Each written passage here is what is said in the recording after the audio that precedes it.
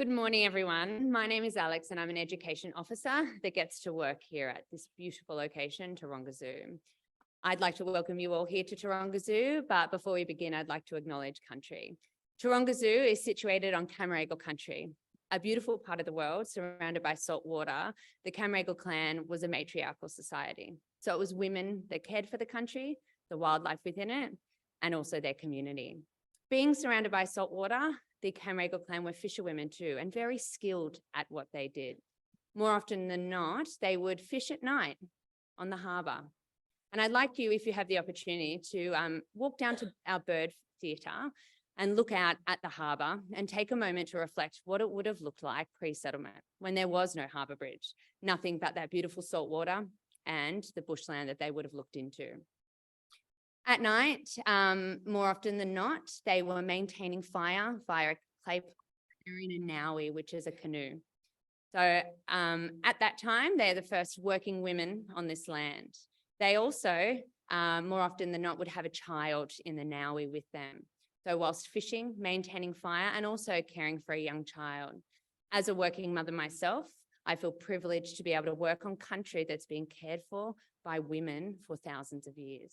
So I'd like to pay my respects to elders past, present and emerging, and extend that to any other Aboriginal and Torres Strait Islanders who are here with us today or online. I hope that you enjoy today's show and enjoy the spectacular views that Cammeraygal country is able to offer us here. Thank you.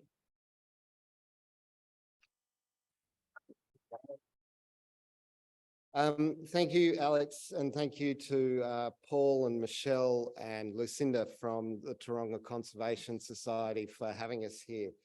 Welcome to the Trading in Regen event.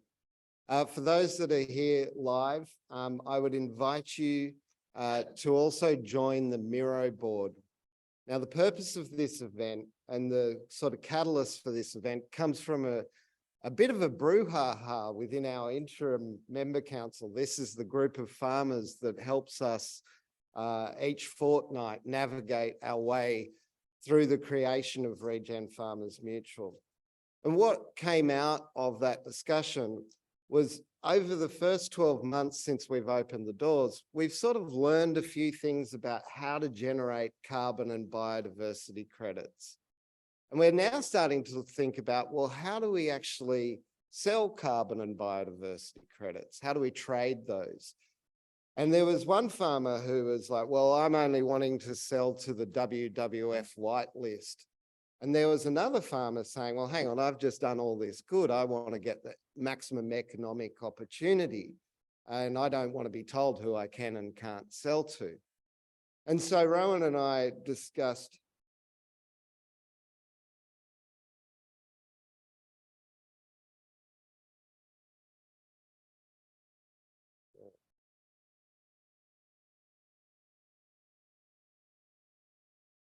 yeah. Hello, folk online. Sorry for just being a face behind a card. Now you can see me. So yes, we had some farmers who wanted to be able to sell unrestricted and some farmers who wanted to be able to sell with restrictions. And that got us thinking that actually what we need to do as a mutual is enable both those options for our farmers. And that was just one of many, many topics that we need to explore. And so we determined that we would put on an event, and in the spirit of co-design, we would use that event not only to educate our members about the issues, but also to gather their thoughts and turn that into a charter or a set of policies and a governance framework that we can use going forward.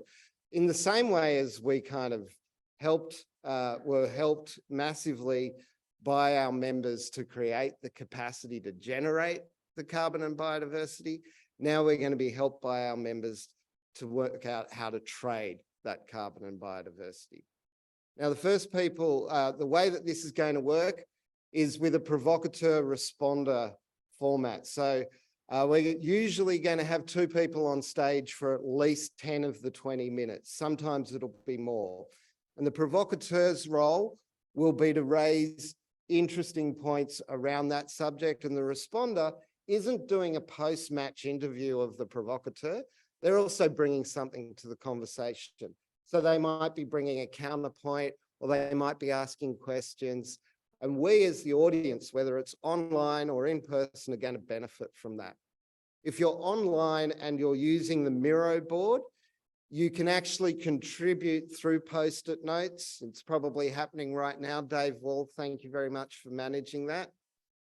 At the end of a 20-minute session between a provocateur and a responder, we're going to move through to another speaking pair. And we'll do 4 or so speaking pairs for 4 sessions today. In between the sessions, please check out the zoo. The spider monkeys are literally right there, and they're the coolest. Although you go and check out the orangutans, they're kind of cool too. Make the most of the zoo, please. I like the zoo because it lets me do lots of dad jokes, and I've got a few lined up about exotic animals and how Regen farmers are those exotic animals, and we get to all be here at the zoo, the who's who at the zoo. But on a more serious note, as Alex was saying, what the zoo does do is it enables us to really appreciate what's at stake. See, I think that most of the people in the urban areas of Sydney are really concerned with environment and climate, but it's the farmers who actually own the land, the private land on which our environment and climate depends. And it's the farmers, their practices and actions that can make a difference to whether we have a dystopian or a utopian future, or just a future at all. And so it's really exciting to be here, to gather all of these discussions, to synthesize them in our Miro board, and to come out of today, hopefully with a charter, a set of policies and a governance structure to take us forward.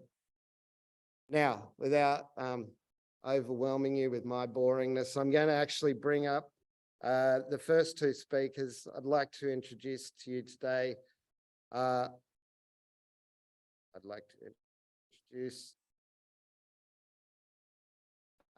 Paul Chatterton and Kate Andrews. If I could get you to come to the stage. And these 2 are going to talk for the first session on environmental impact. And just going to bring up their slide. Do you want the slide now? Okay. I will duck in when that's ready. Take this stage.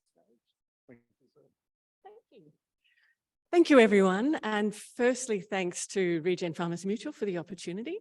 Much appreciated. And I'd like to thank Alex for that for the acknowledgement to country. I too would like to acknowledge First Nations peoples from around Australia, and say particularly from my sector, natural resource management, we work very closely with traditional owners and custodians.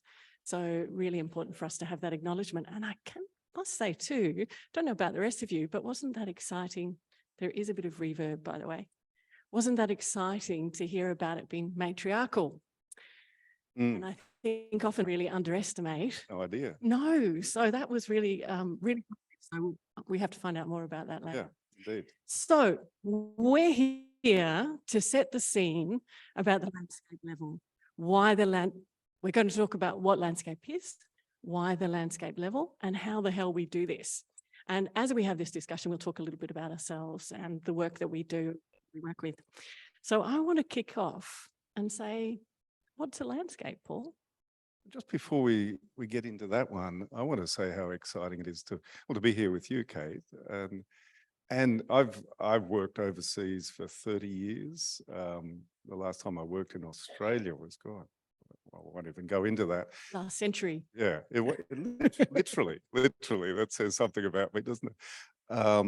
But to come back home and be able to see so much cool stuff, and RFM is the coolest, I have to say, happening here in Australia. I'd be a bit competitive. Oh, well. Yeah, course. sorry. NRM groups is the coolest. Regional NRM is actually.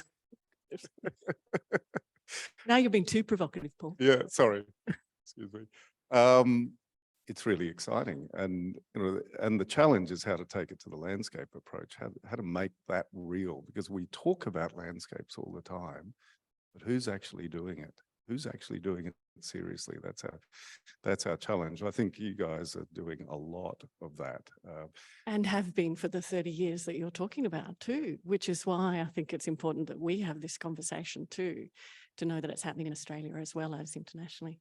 So let's go back to it, because this is about, you know, this term called landscapes.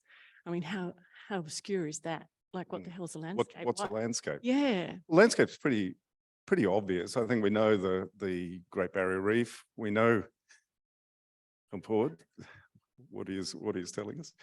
We're getting stage directions. We know the Great Barrier Reef, we know the wet tropics, we know the Murray-Darling. All of these are landscapes. They work very, very smartly. We wrote the book on what's now, I think, becoming the standard book on the landscape approach, the Little Sustainable Landscape book. Yes. If you want to look it up. It's not so little, it's 350 pages. We launched it at the Climate COP 2016 in Paris.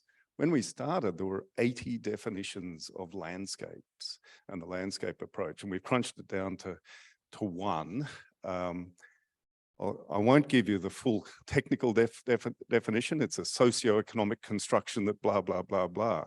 But basically, the landscape approach is what the landscape is what people say is the landscape. And that can be a natural area, a river catchment or a forest area or a mountain region or something like that.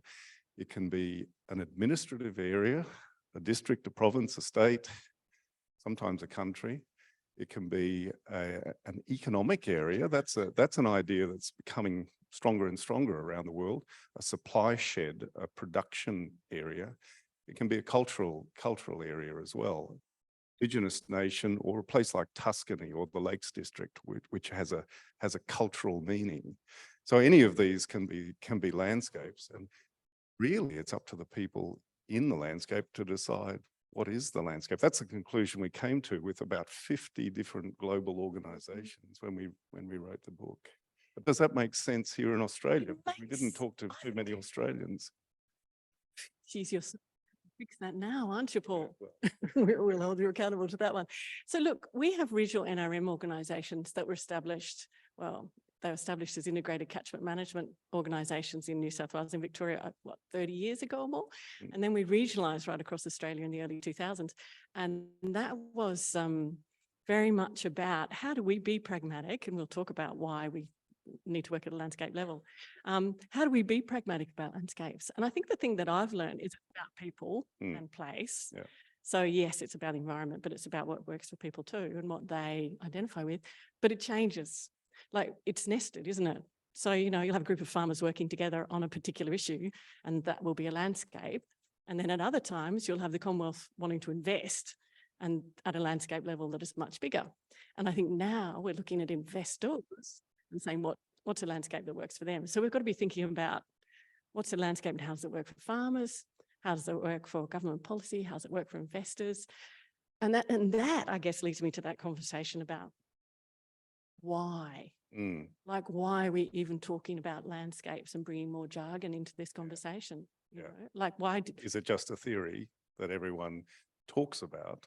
Well, can we make it work? Does it really make a difference? And it's an interesting one, isn't it? You talk about it in the international circles and we work at it at a national level. So I guess I want to have that conversation so that people here understand, well, why are we even talking landscape level? And I remember having this conversation, in fact, with Wardy and Rowan really early on with Regen Farmers Mutual about why it's so important. So do you want to kick off, or do you want me to kick off on why? As you like. Okay. After you.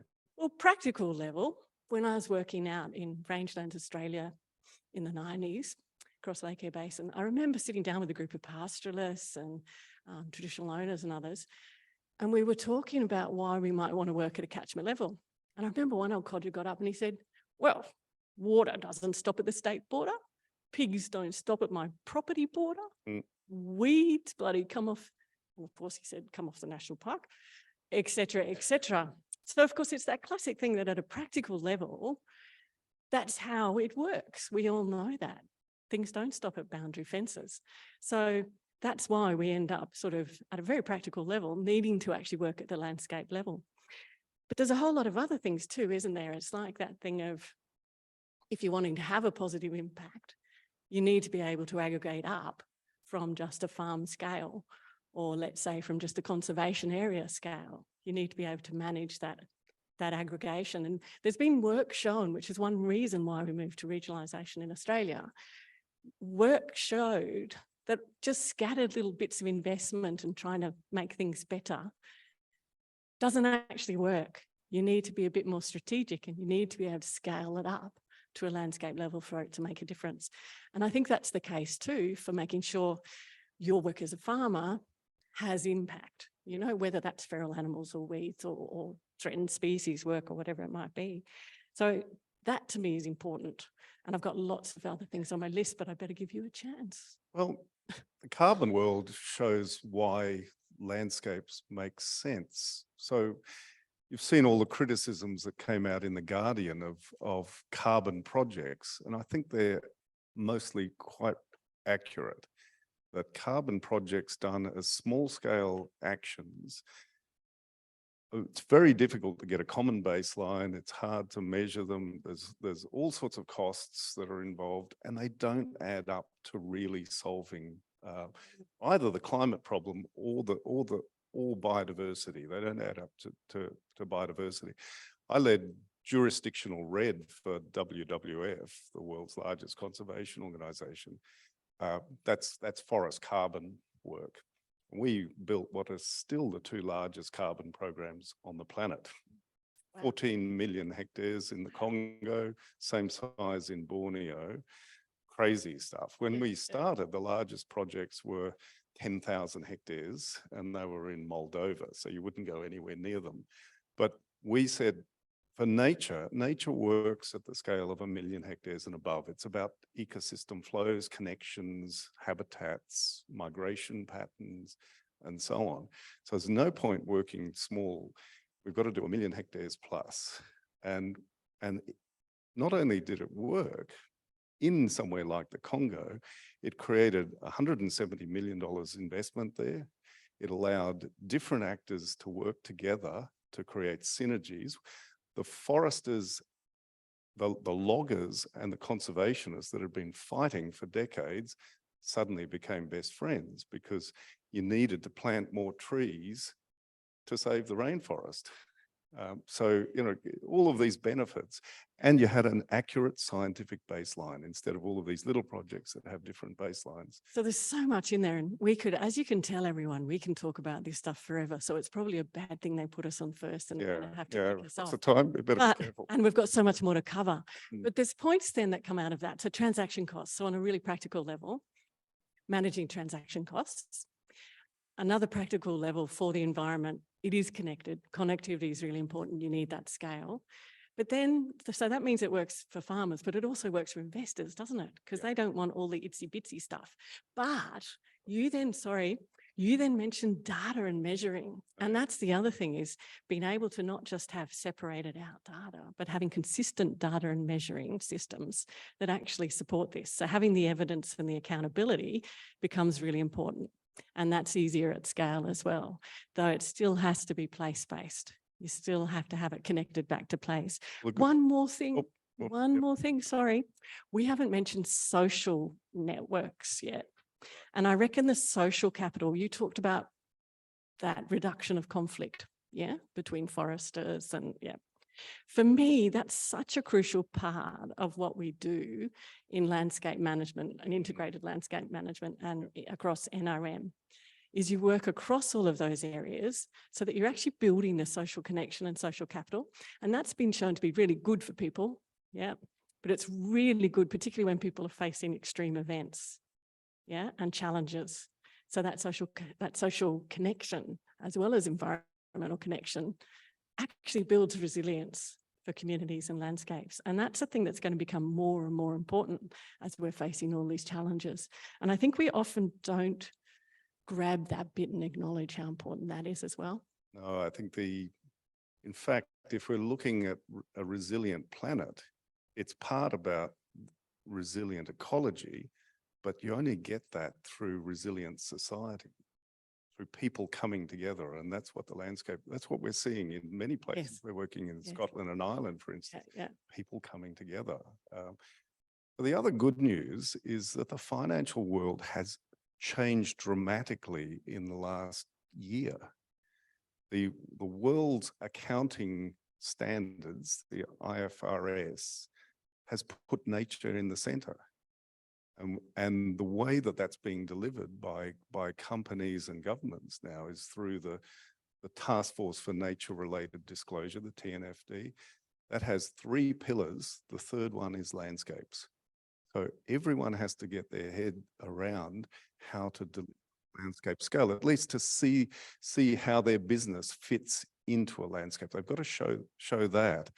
So then the bankers, I'm talking to many bankers who are creating $100 million investment opportunities for landscape scale action.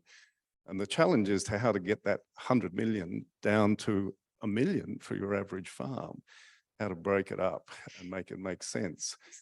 Isn't there more of a challenge than that though? So this is someone who, like, I'm an old fogey we've been doing this stuff on the ground for decades. We've been doing landscape scale integrated NRM for decades. And we get told, so all that, and by the way, we're always fighting with government to explain just how fundamental this is for private and public benefits. We get told there's lots of money floating around out there, but then we talk to the money and the money says, yeah, but you have to give us a return within this time, or we need this particular ROI, et cetera, et cetera. So for me, I start thinking, isn't it interesting? We've got market failure, which has created this problem, climate change and, you know, environmental degradation.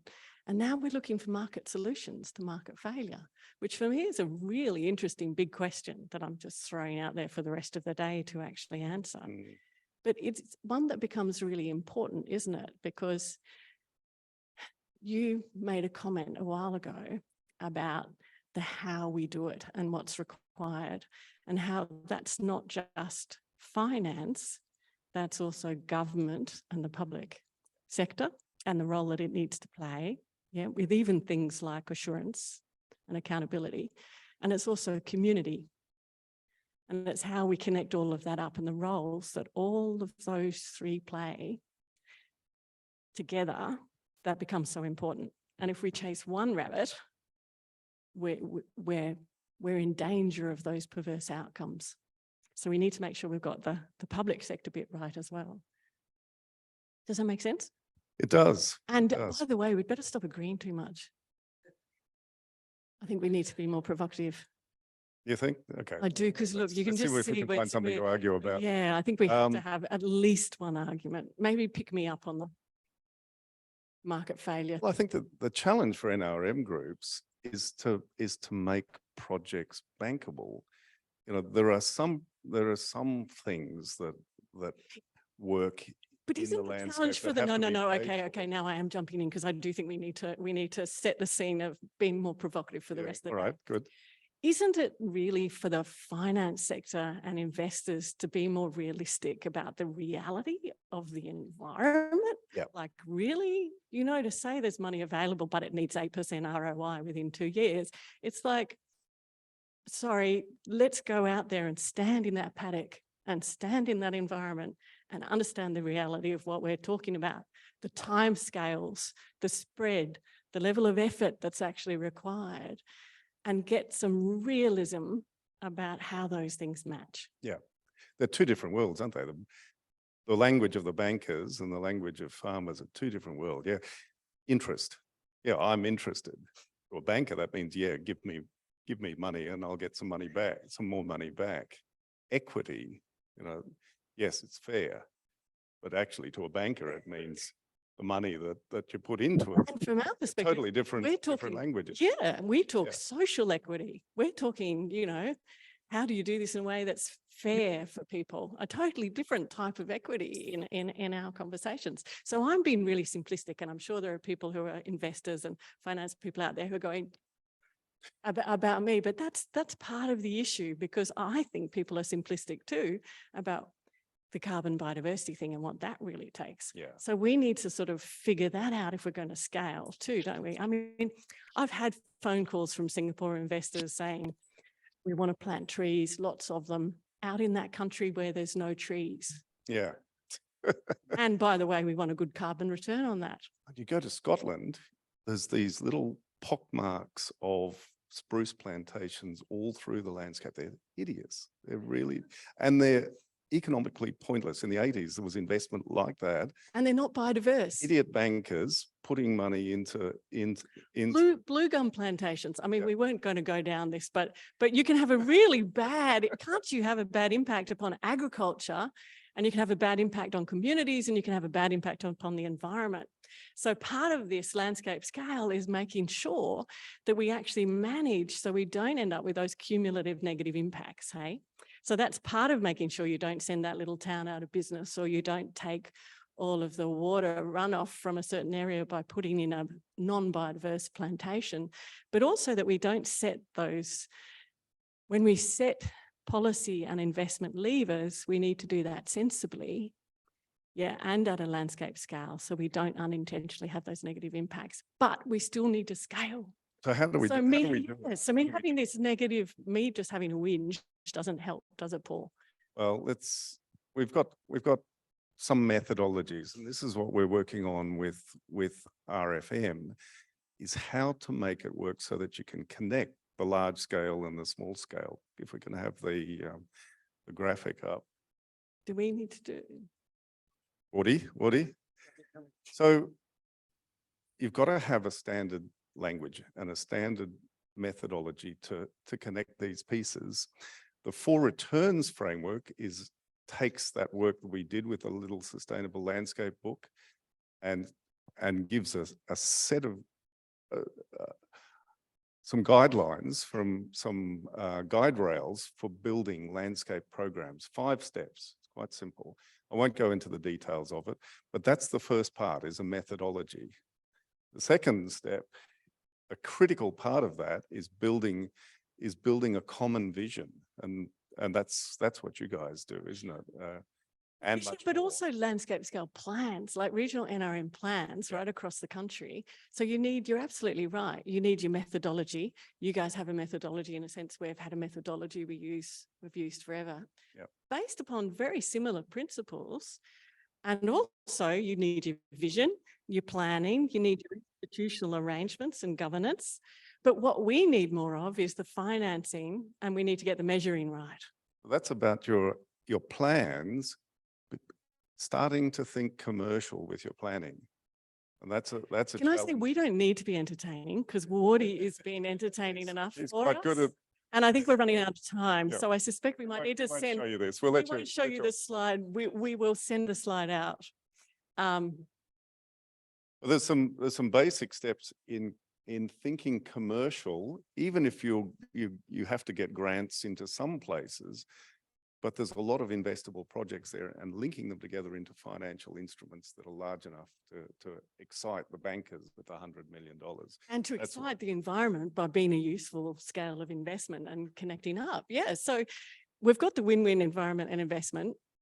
We've got my doubts that have been cast out there. We know that we need all these things. And in a sense, I think we have to wrap up. So it's the rest of the speakers who'll be talking about this, isn't it? They're going to talk about data and technology and measuring and investment, and actually linking investment to, the work that we all do on the ground. And we're going to talk about what that actually means for a farmer. Like, is that actually practical for a farmer to sit down and work with others to achieve these things? So that's the day ahead. And we're going to explore who owns that money when it flows down from the heavens. That's the critical question, and that the carbon market got that very wrong.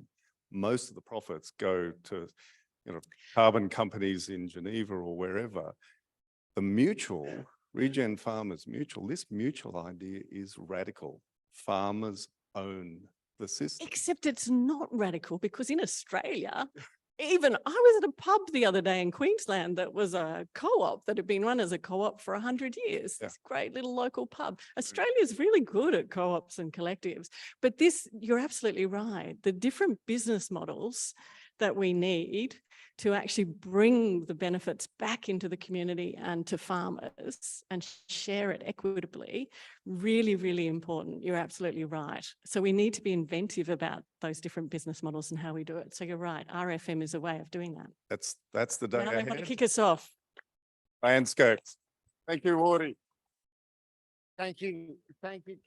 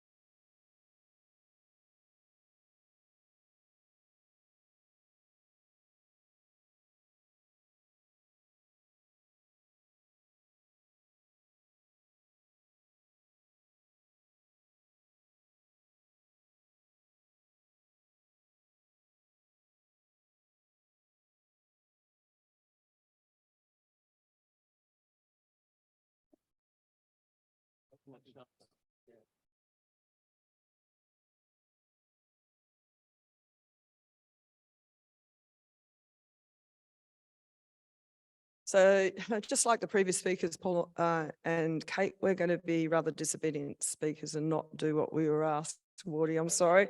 In as much as we're going to have a conversation, but we're not going to be protagonistic. As such, we felt a little uncomfortable with that. So what we thought we would do is give you just a brief sort of potted summary of where we're coming from. So some of our background, so where we're getting our information from and the sort of things that we've been involved with that form our opinions. And then we'll run through what we think are the 3 top things that farmers need to consider in terms of engagement, and then perhaps even potentially some solutions. So Stefan, we'll start with you if you want to, where you're coming from in your background. Sure thing. This is all very much on the fly, but that's kind of the vibe, isn't it? We're building a plane while we're flying the plane in space. So yeah, my name's Stefan Kaufmann. As you can see, I'm not really a farmer. I'm a approaching middle-aged Melbourne hipster, maybe. That said, though, I grew up in the Blue Mountains, about 2 hours from here. We had some family growing sheep out in the countryside. I will never unsee docking time out there. It was visiting there as a kid was quite striking, and I did my studies at the Australian National University in the Human Ecology program there, and learned lots about sustainable agriculture in that setting. And did part of my PhD at Wageningen University in their Centre for Communication and Innovation Diffusion.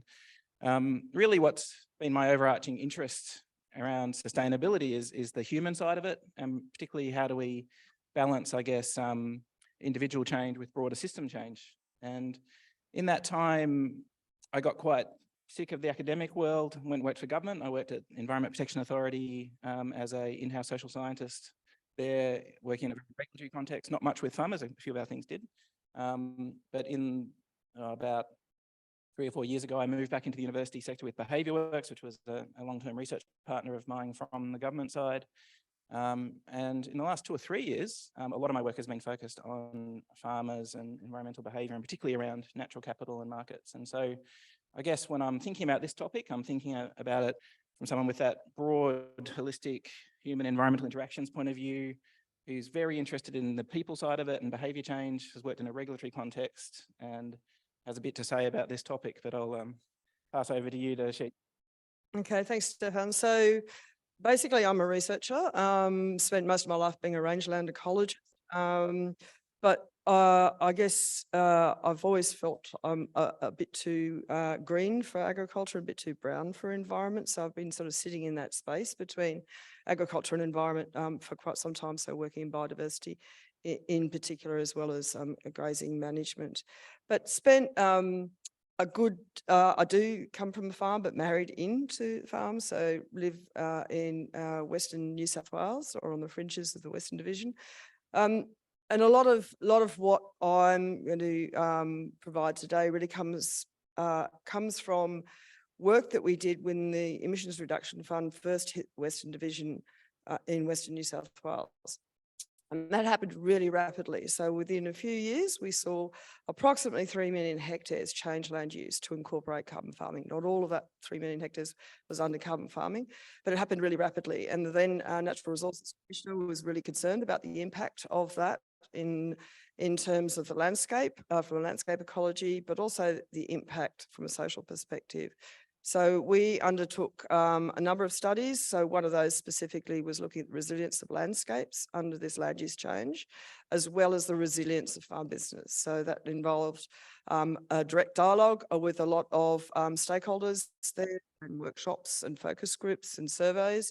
And then more recently, so we've sort of been in the game since carbon farming sort of first hit, and that's in the context of the ERF, or the ACCU scheme as it's now known. More recently, we've sort of maintained that involvement with a lot of research that's sort of underpinning impacts.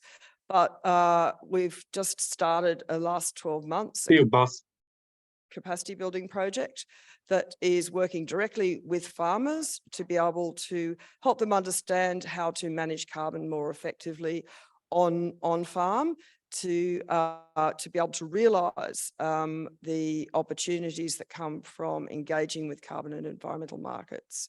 So this project is jointly funded with New South Wales Office of Energy and Climate Change and DPI under the Net Zero plan. So we think that the land sector, it's really important. The land sector is expected to deliver a lot of the abatement to meet the offset needs of internationals, to meet the offset needs, voluntary offset needs locally. So the demand from land use and for farmers to be able to deliver that abatement in the short term is the really driving motivator for our involvement.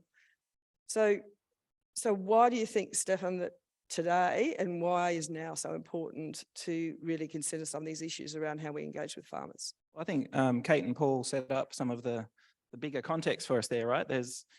I mean, as a headline, there's really strong shifting expectations that essentially farmers should produce ecosystem services from their land, and that society, whether that's governments, philanthropy, businesses, should be paying them to do that at some level, or at least there should be some kind of value exchange in it. And I think what's exciting about that is everything we've heard mentioned, you know, the potential for helping align the big picture with the small, the landscape scale, the global consumption networks that's shaping these things, production and consumption.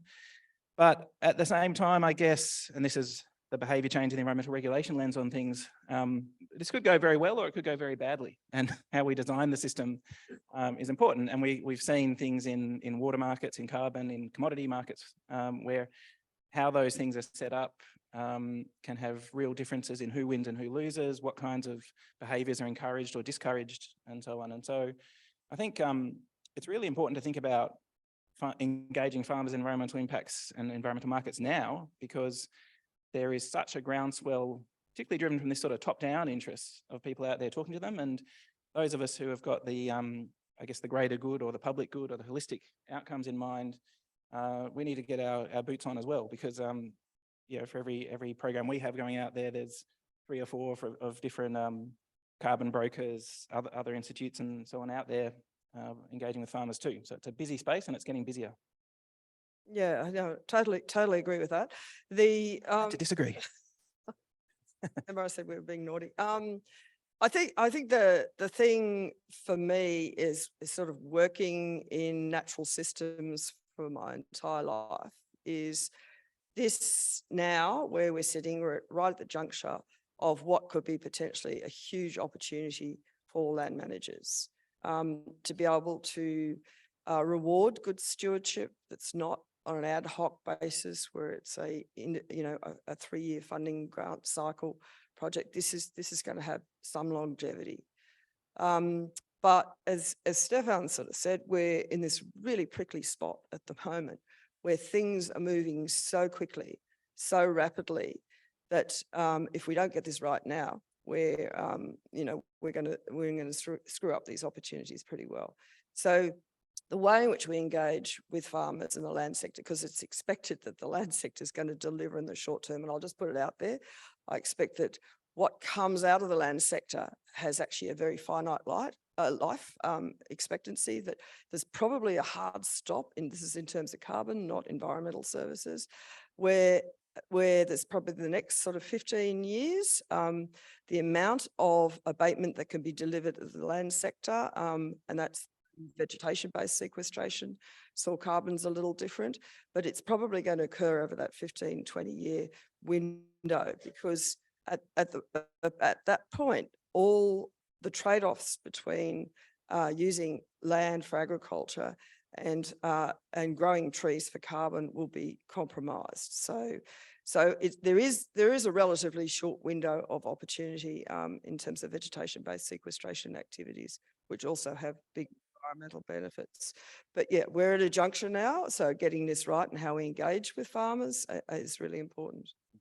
I think another area we agree, unfortunately, is that, you know, when we've been speaking to landholders across our different projects and work, it's really clear they're not thinking about these as isolated investments in carbon, investments in biodiversity. These are people who are looking at the impact on their farm and on the broader social, economic and environmental environment, the landscape, if you like, that they're part of. And they have a pretty good hard look at these things before they jump into them. So I've been fortunate to be working across a deep dive evaluation on the RFM Trap Rock work in Queensland, some work in New South Wales on the Environmental Markets Leadership Program, which is a statewide, more online driven attempt to engage farmers in carbon and biodiversity markets, amongst others, and some work with PIPAP, the Primary Industries Productivity and Abatement Program, Caddy, so here's somewhere. And in Victoria, looking at the C+B program. And so that's given me a bit of a chance to look, I guess, across who's involved. And one thing I'm really noticing in the types of farmers we're talking to in those programs, at least, and I know there's a lot more going on that Kathy and others are working on as well, of course, is that, you know, they're farmers who sort of, by and large, sit on the western slopes of the Great Divide. The property sizes are sort of averaging around 30 to 40,000 hectares in most cases. They are mostly inclined towards environment. They're very much about balancing productivity and stewardship. There's certainly in Trap Rock, I think they're closer to your sort of classic commercial family farm kind of environment than some of the other groups that we see in New South Wales and Victoria in my studies. So they're only a part of the farmer community, and they're a particular part of it. They're early adopters, they're interested in this stuff. And even with great programs like the Landscape Scale Accelerator program, or Regen Landscapes program that RFM have done, these people, these early adopters, are quite capable. They have a lot of personal, professional resources to draw on. They're at least asset rich, if not income rich. Finding it really hard, even with the great support of a program. It's really challenging to make good decisions in this. And a lot of them are looking at this and saying, well, I could take on these risks and particularly some upfront costs, which they're very averse to, and get into this space, or I could wait and see. And a lot of them, I think, are actually saying wait and see. And so there's a need, I think, to take into account the types of decision makers we're seeing amongst the early adopters on the one hand and respond to those needs. And I do think support to do efficient, rigorous, cost-effective baseline measurement and make good decisions on that through a well-integrated program like RFM is a very good way to do that. But they're only part of the picture, because there's also your more mainstream commercial farmers on the larger lots, which I think Kathy has worked with a lot more than I have. And also, I think the margin of farmers that this could be quite transformative for, who are in these debt cycles, doing heavy extractive agriculture, and don't have time, space, or inclination to look at this stuff, but perhaps could be the biggest beneficiaries of it. And they're a group I feel like I don't have much insights of at all, and we need to understand what's going to get them into these markets too. I'll pause there, and maybe you can add some more about your insights about working with larger farmers and out west. So it's an important point, because this sort of brings up a couple of issues. The first one is about equity and fairness, because we're working with markets that have rules, regulations, but they also predetermine whether you can actually, as a land manager, contribute to or a market. So whether you've had a past history of land use that enables you to meet a method requirement, whether your value or in terms of biodiversity has been realised or other. So there are going to be some that are excluded from participation and others that are not. And I think this is one of the things that we found out really that happened very early in the Western Division with the uptake of the emissions reduction fund out there is that there was this sort of really big separation between the haves and the have-nots. So much so that it sort of manifested itself in some of the carbon farmers being excluded from land care groups, some of the carbon farmers being excluded from fodder drops when we had the last drought, because it was a perception they had money now, they didn't need any help or being sort of part of any community collaborative approaches. So I think, you know, that was very early on. Now things have sort of moved on and people are more informed now. I think the Chubb review with the emissions reduction fund, the ACCU scheme, sorry, is going to make things more transparent and has really set the agenda for that transparency in the future, which is, I think, a really good thing. But I think the big thing that I just want to pick up from what Stefan said is, yes, there are these lead early adopters, but we've got to bring everyone on board with us, because it's not just about accessing a market, it's also about being able to manage that carbon more efficiently on farm, to be able to maintain that market access, to ensure that you've got that future market access for agricultural products. So there's a dichotomy of farmers and understanding.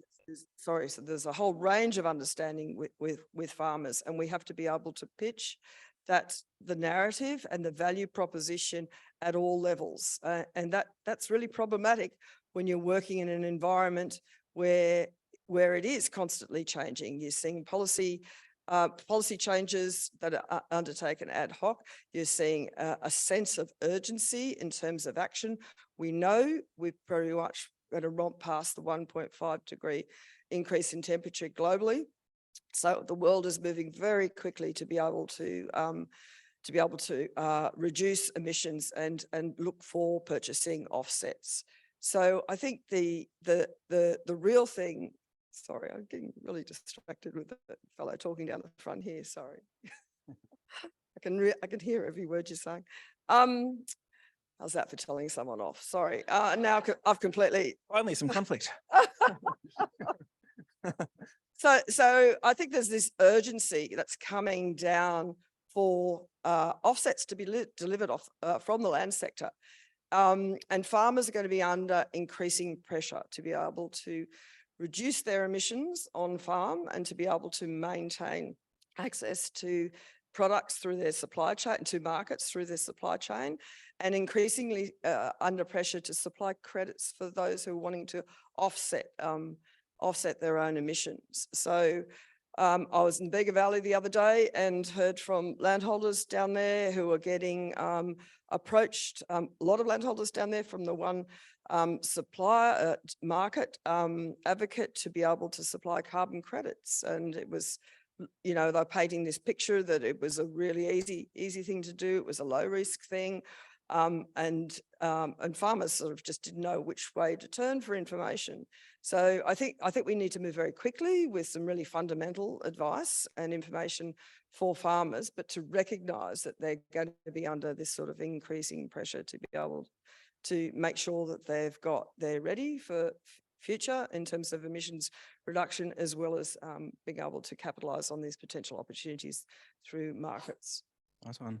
Yeah, I think we're getting the wind up, aren't we? But just, I guess 3 key things I'd say is, you know, for those early adopter farmers in the room who are looking at this, I mean, you're probably already halfway convinced because you're here, but I think, you know, what we're hearing from some of the farmers that I've been interviewing and so on is that they can see the way the wind is blowing, and they're saying things like this is a good way to engage with these issues through things like landscape accelerator programs.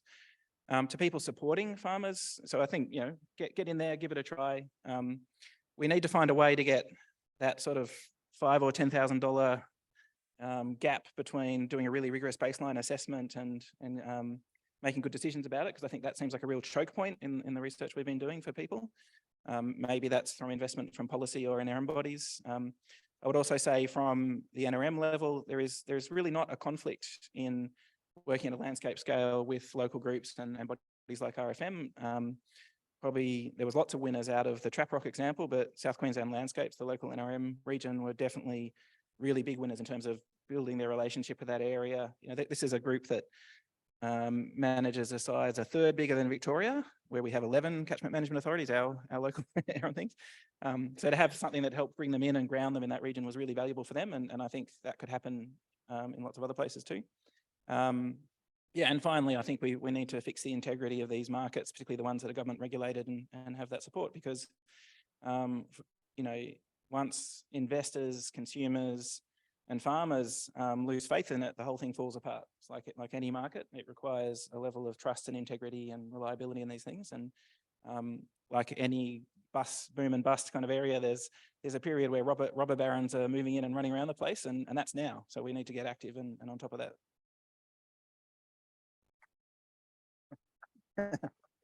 I feel like I can't say anything now. How long have I got? No time.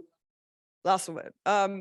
3 things farmers probably would need to think about is the issues of whether you're generating credits on farm and keeping them, or you want to sell them through a market.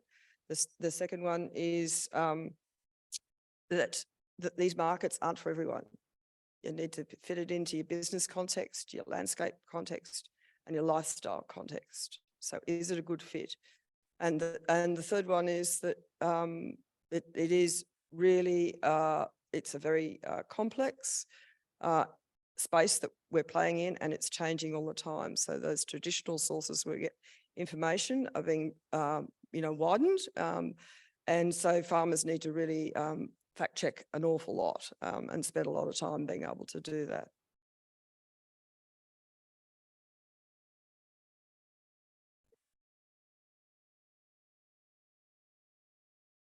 Hi, so thank you. Well, we're doing some tech upgrades and we're dealing with speakers. Rowan Foley and Kathy Robinson, can I actually expedite you guys into the program? I'm really pleased to have Rowan Foley here. Rowan and I met in 2017 at a pub in Ultimo when he was starting the Aboriginal Carbon Foundation, and I was just getting started with Ethical Fields. And Catherine Robinson from CSIRO is working on some of the most interesting stuff, I think, in environmental markets. So within Queensland at the Land Restoration Fund, they've been looking at social co-benefits of projects. And they look within the project area of the applicant to see what are the social co-benefits. And sometimes they're about Indigenous employment, but they don't necessarily look at things like resilience and other social equity issues that are happening at a regional scale. And so what CSIRO are doing is looking at social co-benefits outside the carbon estimation area and starting to look at those social co-benefits within the region. And that might include things like flood and drought resilience, which are really kind of key in the Australian environment, particularly as we're looking down the barrel of increasing climate change. And so I'm very much looking forward to Kathy and Rowan talking, but I might give the tech team a couple of minutes to... We're not looking at that. Now, I've had some misbehaving livestock in my time, but this is really, really good. I put some chairs on the sides of the thing so that we would all be forced to be in the top 6 rows. And people have just moved the chairs aside and sat in the back 7 or 8 rows anyway. So whilst we're waiting, I'm going to actually invite people who are sitting beyond those chairs to move down and meet your neighbours. Is that okay? I'm looking at you, Rob Pekin, and my own children. I mean, goodness gracious me. If you could come down, and then we'll bring up the energy in the room by all being closer. I know some of these people and they do look dodgy, but I promise you they're all good. Poor Carolyn Hall, one of the loveliest people in the world, and nobody's sitting next to her. If you want to understand about hydration in the landscape, Carolyn's your lady. Okay, without much further ado, I'll hand over to you two. Whose provocateur has responded? I think you're provocateur. I will just have a yarn. No problem. Okay. Hello, everyone. We might, while you get seated, just have a quick introductions of ourselves, if that's okay. Rowan? Oi. Thank you. I was going to wolf whistle, but you know, it's a bit early. Excellent. Ron, do you want to start with your introduction?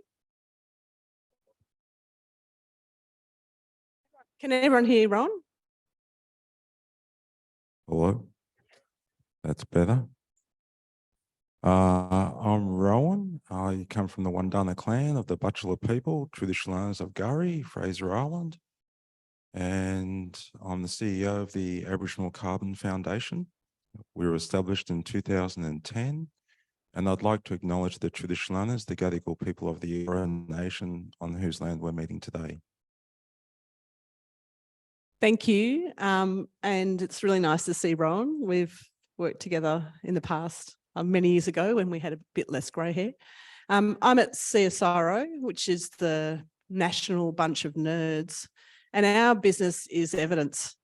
We work with landholders, Indigenous traditional owners and scientists to weave the evidence base for sustainable management decisions.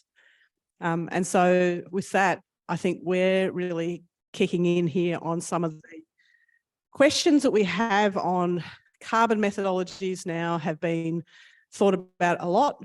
Biodiversity evidence now is almost being thought about a lot, but actually that social core benefit that farmers and communities care about, that evidence and the way in which we can value that between supply and demand is probably where Rowan and I jam. So Rowan, should we kick over to you first to talk about the delightful core benefits of that effort? There should be some slides. So we're not sure, we'll just have to jam a bit with that. There should be some slides, perhaps. We can, so given that then, I think my slides are before yours. So if we don't mind pivoting, turn the cattle left, if that's okay with you. Okay, so we're working in partnership as part of CSIRO's Valuing Sustainability Future Science platform, and it really cares about the lack of evidence that really thinks through that social economic evidence and benefit and transitions between supply and demand, particularly that local provenance of it. So no kidding, but Wagga is not the same as Noosa. And what does that mean when we think about some of the ways in which property owners can understand social benefits and economic benefits, as well as the region around it? So we've set up a partnership with the Landscape Restoration Fund in Queensland and with some of the regional groups to start exploring that issue together. And with that, we've started to build a dashboard just to have a think about pulling that evidence together so we can have a dialogue with data. Why do we have a dialogue with data? Well, part of this is that data is the way and evidence is the way we can start having a conversation between paddock and market. It's a way we can think about scaling that up, which doesn't say that just technical evidence is the only evidence to bear, but also perspectives from landholders, traditional owners and farmers as part of that. So we have brought a few nerds together to start to exploring that with partners. So it's still in co-design phase. This is an invitation to everyone who might be interested in some of this. This program goes for a few years. I want to acknowledge our fabulous postdocs, Nikki and Danilo, who are in this room. Give yourselves a wave. And our team who's been part of that. So it kicks in to say when you start to put in your carbon project and you want to start to argue your carbon methodology, you get your carbon calculator out. Then you think about maybe your biodiversity calculator. How are you articulating your social co-benefit calculator? And so with that, I guess part of this, we just want to start thinking about that comparison. particularly as carbon becomes a tradable entity between local and supply. From lots and lots of conversations we've been having with investors and with local property owners, jobs is another key metric that is being shared between supply and demand. And when we mean jobs, we mean people who are doing it through voluntary work on land care. We mean Indigenous ranger work that's going on. We mean stewardship practices as part of that. And so that's been really a key part of that work. And I think from just this conversation here, on the left-hand side, you can just see one project's description of what they expect from their co-benefits that they would like to get in their application. And its point is, it's very, very different when you compare those expected co-benefits from other projects going on around Queensland. So don't worry so much about the detail, think about the comparison. And we have to start to get better, just like we're good at carbon is different between the regions, to understand how social and economic benefits are different from the regions, and how do we capitalise on those. Rowan, do you want to reflect on that or jive with me on that point? Because I think you've done some really nice work on recognising that country and countries around Australia have very different attributes in the way in which those benefits are described and aspired to. True. Sorry, we're just working with the tech with this presentation format. Did you want to reflect on that differences between some of the ways in which core benefits are being thought through across Australia and how that difference can really offer a value proposition? Yeah. I think that most carbon farmers now in the voluntary market are chasing the high integrity carbon projects and the high integrity carbon credits. But it's all fake. There you go.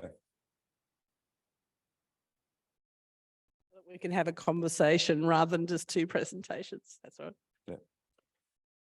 right. Yeah, look, people come to me and they say, look, I've got a high integrity carbon project, the methodology has been approved by Canberra. And, we have all these things going on. And they think that going to Canberra and getting your little box ticked by a public servant gives you a high integrity.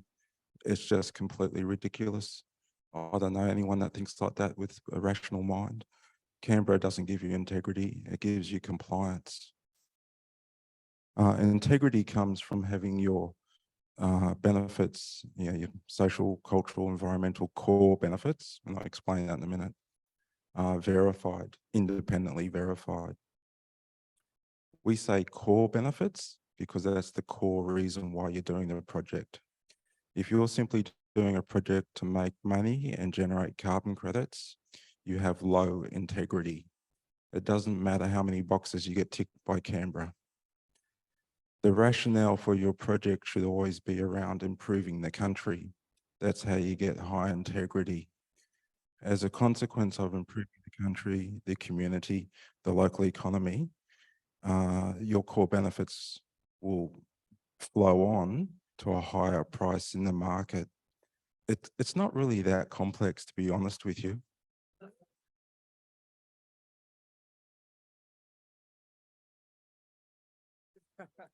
So I really like that point on integrity. And I think what we're starting to talk about today is how do we meet that integrity of markets so that we don't lose the core benefits of locals and regions. And I think that's what probably is this session is about, is how do we keep that integrity and how do we respect the provenance, which is very different from these different regions and different landholders.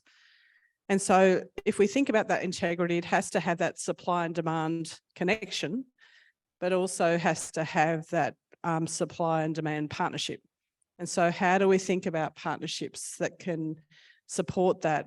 Might not just be the regulatory space, But actually now we're starting to see the emergence of markets, philanthropy, and the emergence of NGOs coming into that space.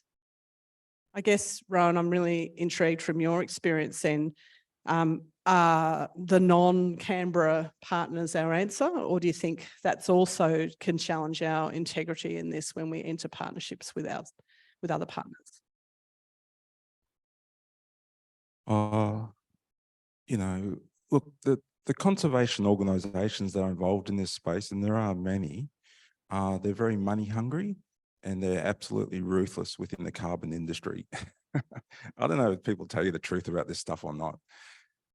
Very few people go into these sorts of things at the moment, wanting, you know, genuine outcomes. But the thing is that they're possible and they're feasible and they are economically lucrative. Like, you know, if you do the right thing, you will make good money. But people want to try and do it on the cheap and nasty, and they want to cut corners and think that Canberra gives them integrity. Basically, if you go about things the right way, you'll benefit. So one of the first things, you know, and you ask simple questions like, you know, have you done any training in this? How many people here have actually attended a carbon farming training course where they actually got some sort of certificate in carbon farming? How many people have done it? Well, that's the carbon industry. No one's done any training.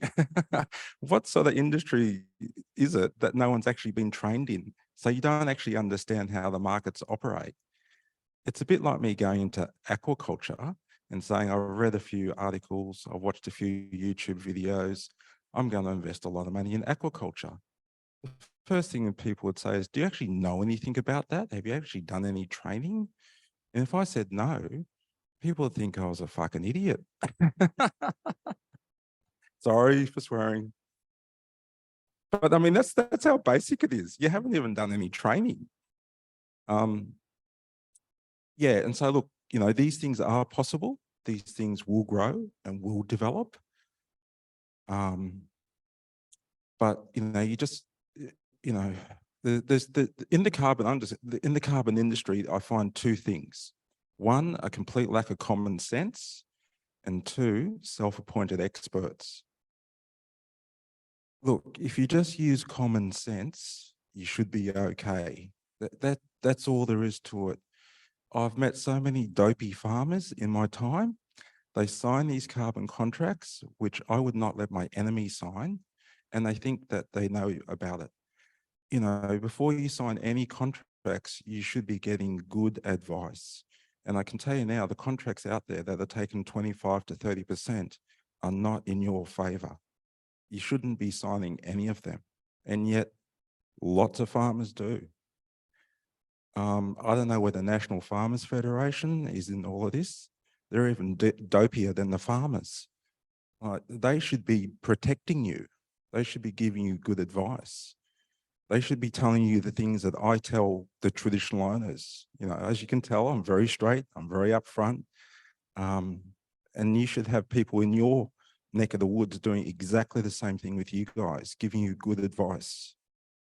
But I don't find that. But I just want to go back to the social core benefits. We say core benefits because that's the core reason why you're doing it. Co-benefit is that you're just chasing the money in the carbon credits, and there's some nice little frilly bits on the side that you hope to sort of, you know, make it look a little bit better.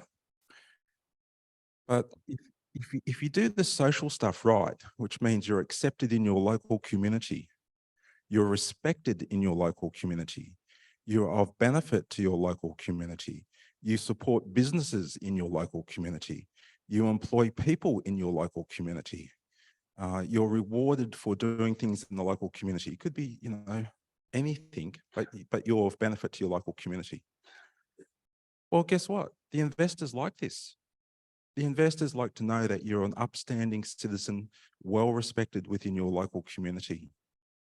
Therefore, they are more likely to invest in you than not. It's that simple. People like secure investments. If you're an upstanding citizen within your local community, you're more likely to attract that than not. That's all there is. It's not rocket science. And so if you think about that core benefits, part of that is what happens beyond the farm gate. So there's been a bit of discussion earlier today around making sure that those core benefits of landholders, whether they be traditional owners or farmers or people who are really interested in this carbon market, that their values and their proposition is valued as core. But there's also a regional context around here. We heard earlier from Kathy that sometimes when we do these things on properties, that can have a really big transition pathway challenge for the region or opportunity. And while some of that engagement discussion is about how to engage farmers better in this, there's also a value proposition that's been a little bit underdone. So we've been collecting a whole bunch of evidence around the regional context of the workforce on which projects exist in, so that both property owners and communities can work together to think about that value proposition and bring the evidence to bear on that discussion beyond the farm gate. It recognises that, get ready for it, the workforce in Noosa is different from the workforce in Wagga. It recognises that there's some fantastic assets there in your social capital that you could harness as part of your core benefit value proposition, such as First Nation businesses that we've now tracked across Australia that can provide environmental services, carbon support, cultural heritage advice, everything else in between. And so we've started to map that into the regions so that property owners can actually start to access that. But we've also gone and looked at, sorry, postdocs, every single plan in every single region, whether it be an economic plan, a NRM plan, a local government plan, you name it, we've looked at it. And we've got some data analytical nerds to start to map some of those aspirations for the regions so that we can get some snapshots of what the regions are saying through their plans. It's not perfect, but back to this scaling up point that was raised earlier, how do we go from that paddock core benefit and scale that up into region and scale that up to something that maybe a good partner with high integrity would look for? We have to get better at some of that aspirational so that we meet those aspirations that communities want. And we also have to be able to pinpoint the fact that each region is different, Kate's point earlier. So I guess from that, we're starting to work with the Queensland Landscape Restoration Fund and partners to see if that information can actually help with that integrity of the market, to take that core benefit very seriously. But because I'm the nerd in the room, we want to be able to provide evidence base to help support that social and economic benefit that respects that local provenance. But I want to move to Rowan's slides quicker, if that's okay, rather than going into the details. I'm happy to talk about that afterwards, but just the way this is set up, sorry. No. Yeah. So I guess part of that then is perhaps where Rowan and I have come from then is making sure that that evidence base then is when we start to think about core benefits, we have to think about a different evidence base. And we also have to think about different verification frameworks to do that. This might not be Canberra-centric or even nerd-centric. It actually has to be a shared model, a shared process of negotiation and verification. I really like the joint verification and the local verification process you support, Rowan. So while these guys have a play around with that, do you want to just talk about what it is and how that's important? We took 2 years of R&D to develop the core benefits verification framework. These things take a little bit of time to do properly. And even that was quick. But we use a peer-to-peer strengths-based approach. Peer-to-peer, blackfella to blackfella, farmer to farmer, strengths-based approach. So what are you proud of? That's the complete opposite to what they call introducing a indicator bank. So when someone has the checklist and they come in, that's an indicator bank, and they say, have you been doing this? So we just go, no, we're not doing that. So peer-to-peer, it's the farmer that determines what outcomes they want verified. It's their land, their project, their core benefits, They determine what they want verified by another farmer independent, rather than imposing something on people. So this is the stocks, you know, we use other language. So we call that an eco-colonial approach. So where the French, German, Spanish, Portuguese, they will impose their checklist on you, on an indigenous people. And we go, no, we're okay. Well, these are the outcomes that we are looking to achieve, and we're going to get them independently verified. And then you go to market, and what really people want is a genuine outcome. People want to know it's the real deal. That's what people are really after. They said that what you're saying is real. It's been verified. We don't use KPMG. We don't use, all the big audit companies. We use other farmers because they have the experience. So that's, so that's the reason why it's cultural, social, environment. And if you get that right, you get your carbon credits. So it's the icing on the cake. That's the other way we say it. But can I just go to the next slide? So that's basically, your carbon credits are outputs, they're not outcomes.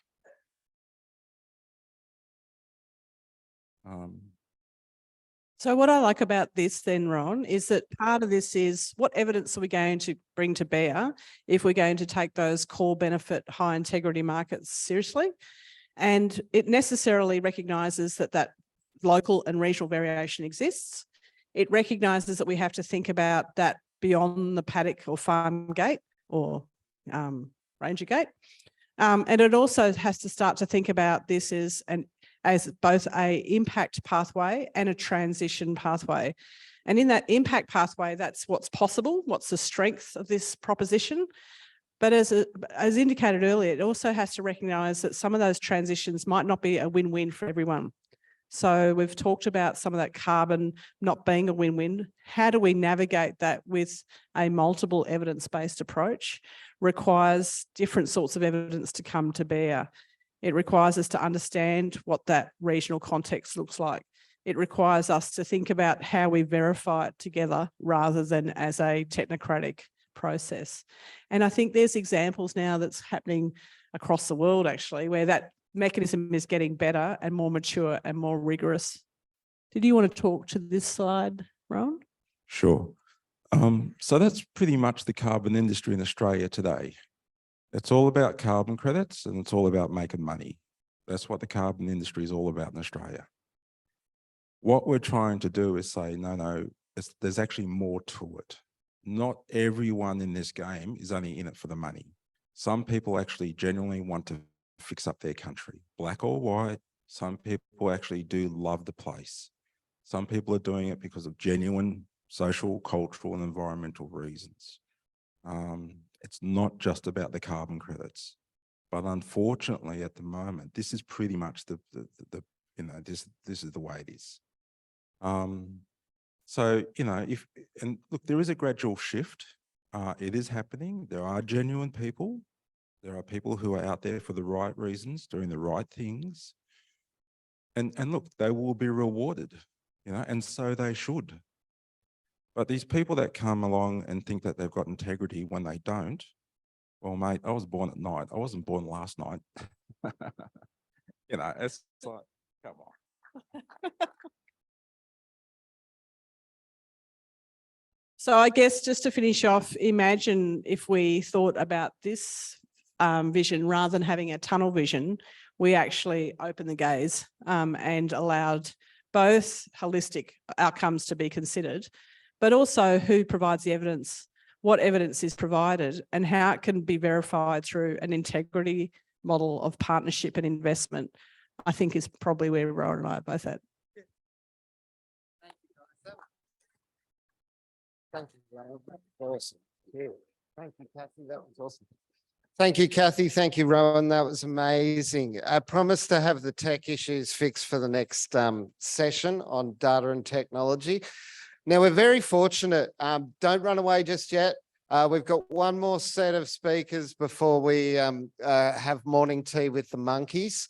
And the next speakers are Megan Evans and Chris Ewing. So A bit of background. Chris works here at the wonderful Taronga Conservation Society, and Megan works in Canberra at UNSW. And Megan's a firebrand. If you haven't met her yet, you're in for a treat. We're going to hopefully have your slides ready to go, fellas. But ladies and gentlemen, what I would invite you to do is start your conversation because we're running a little bit over time, and I'll give you 20 minutes full, and I'll let you know at 10 and then at 20. Okay. Thanks, Chris. Thanks, Wardy. It's great to be here. Thank you. Right. Awesome. Thank you. All right. Well, it's great to see you all here today, and it's fantastic to be able to talk to you about how we can possibly try and do carbon farming and use carbon as a bit of a tool to try and help things like biodiversity. I am, biodiversity is our driver. So Taronga's vision is to secure a shared future for wildlife and people. And to that end, I joined the zoo about 12 months ago to set up and operate a restoration program that is primarily funded by selling carbon credits. Like Rowan, I've been pretty disappointed by the way that Australia's carbon market has performed, looking at things more holistically. And I think there is definitely a lot of opportunity for improvement.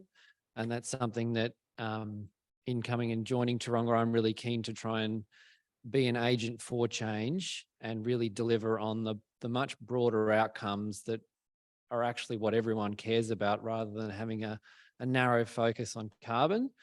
To that end, this session, we're really focused on the environment and nature side of things, particularly because that's a real focus for our organisation's objectives, but you cannot ignore all the other elements that are critical for that being a success. And obviously, working within communities and helping people deliver on that is really critical. So I guess before we, get into our very provocative conversation, I'm a bit scared, frankly, about what Megan might say to me based on that intro, but I just thought it was important to define things. Okay. Oh, that was great. Okay, so this is a bit of a wordy slide, which Megan very kindly put together, but I think it's really critical because we hear people talking all the time about nature positive and how nature's really great, and then they'll start banging on about biodiversity. And it's really critical. They aren't the same thing. They are different things. I think that diagram is really, really helpful to show that nature is a very broad concept and biodiversity is a component of that. Nature is all life on Earth, and biodiversity is the diversity of living things. So I think that's really critical. We have done lots of work looking at nature and biodiversity. We have a biodiversity offset market here in New South Wales where we actually commoditize nature and sell it. It has many issues. Just have to read the Auditor General's report. But when we broaden it out to nature, there's a lot of variability in our ability to measure and understand that. And it is very much a case that we're kind of building it as we're sailing that. So when people talk about things like nature positive, that sounds great. We all want that. But how do you actually get there if you can't measure it? So I think that's really critical to be thinking about when we're having these conversations. I think the other point I'd make, similar to Rowan's, is this obsession with carbon isn't necessarily great for the kind of things we're trying to achieve, particularly when it comes to biodiversity. They aren't interlinked. However, you can use biodiversity as a tool to prioritize your investment. And often areas with higher biodiversity deliver on the carbon side. So I think that's really important to understand, that using high priority things like biodiversity conservation to target how we invest, which is exactly what we're doing at Taronga, is really critical to actually trying to get to the kind of future we want, where we have secure environments that we can use and depend on. And our entire economic system is dependent on having healthy natural systems. So I think the really critical thing here is that carbon markets in Australia and internationally provide us with a tremendous opportunity, but we have to proceed with caution. If we come into this with a view that it's a way to make a quick buck, we will fail and we will have legal and financial problems to deal with. Whereas if we look at this in a considered way, understand that we need to move quickly because it is very urgent, we can achieve things that we want to achieve. So I'm going to hand over to Megan now, because basically my view is that carbon markets provide us with a fantastic opportunity to address some of the biggest challenges we have, and we need to move quickly, but we basically need to hurry up and walk. I think that's the message I want people to be thinking about in the room. Megan. Hello. Thank you. Congratulations on getting here after the delayed flights and I'm train sorry. issues. Sorry, I left my house at 6 o'clock this morning. Over here. Thank you. So I'm I feel like you're all going to be disappointed by what I say now because the expectations have been hyped up so much. But nevertheless, I'm going to proceed with hopefully my slide. Yay. So I'm the responder. So for a moment, at least, you're going to need to assume that I'm, arguing in favor of big carbon. I'm all about carbon first, biodiversity second. But, for the sake of a conversation, well, and before going into that, I also kind of just want to, as Chris said, explain where I come from. So I'm an academic. While I'm in my ivory tower writing papers that no one reads, I like to think about markets from this perspective of more the political economy. So who's involved, who wins, who loses, where are there genuine win-wins possible? Not too often.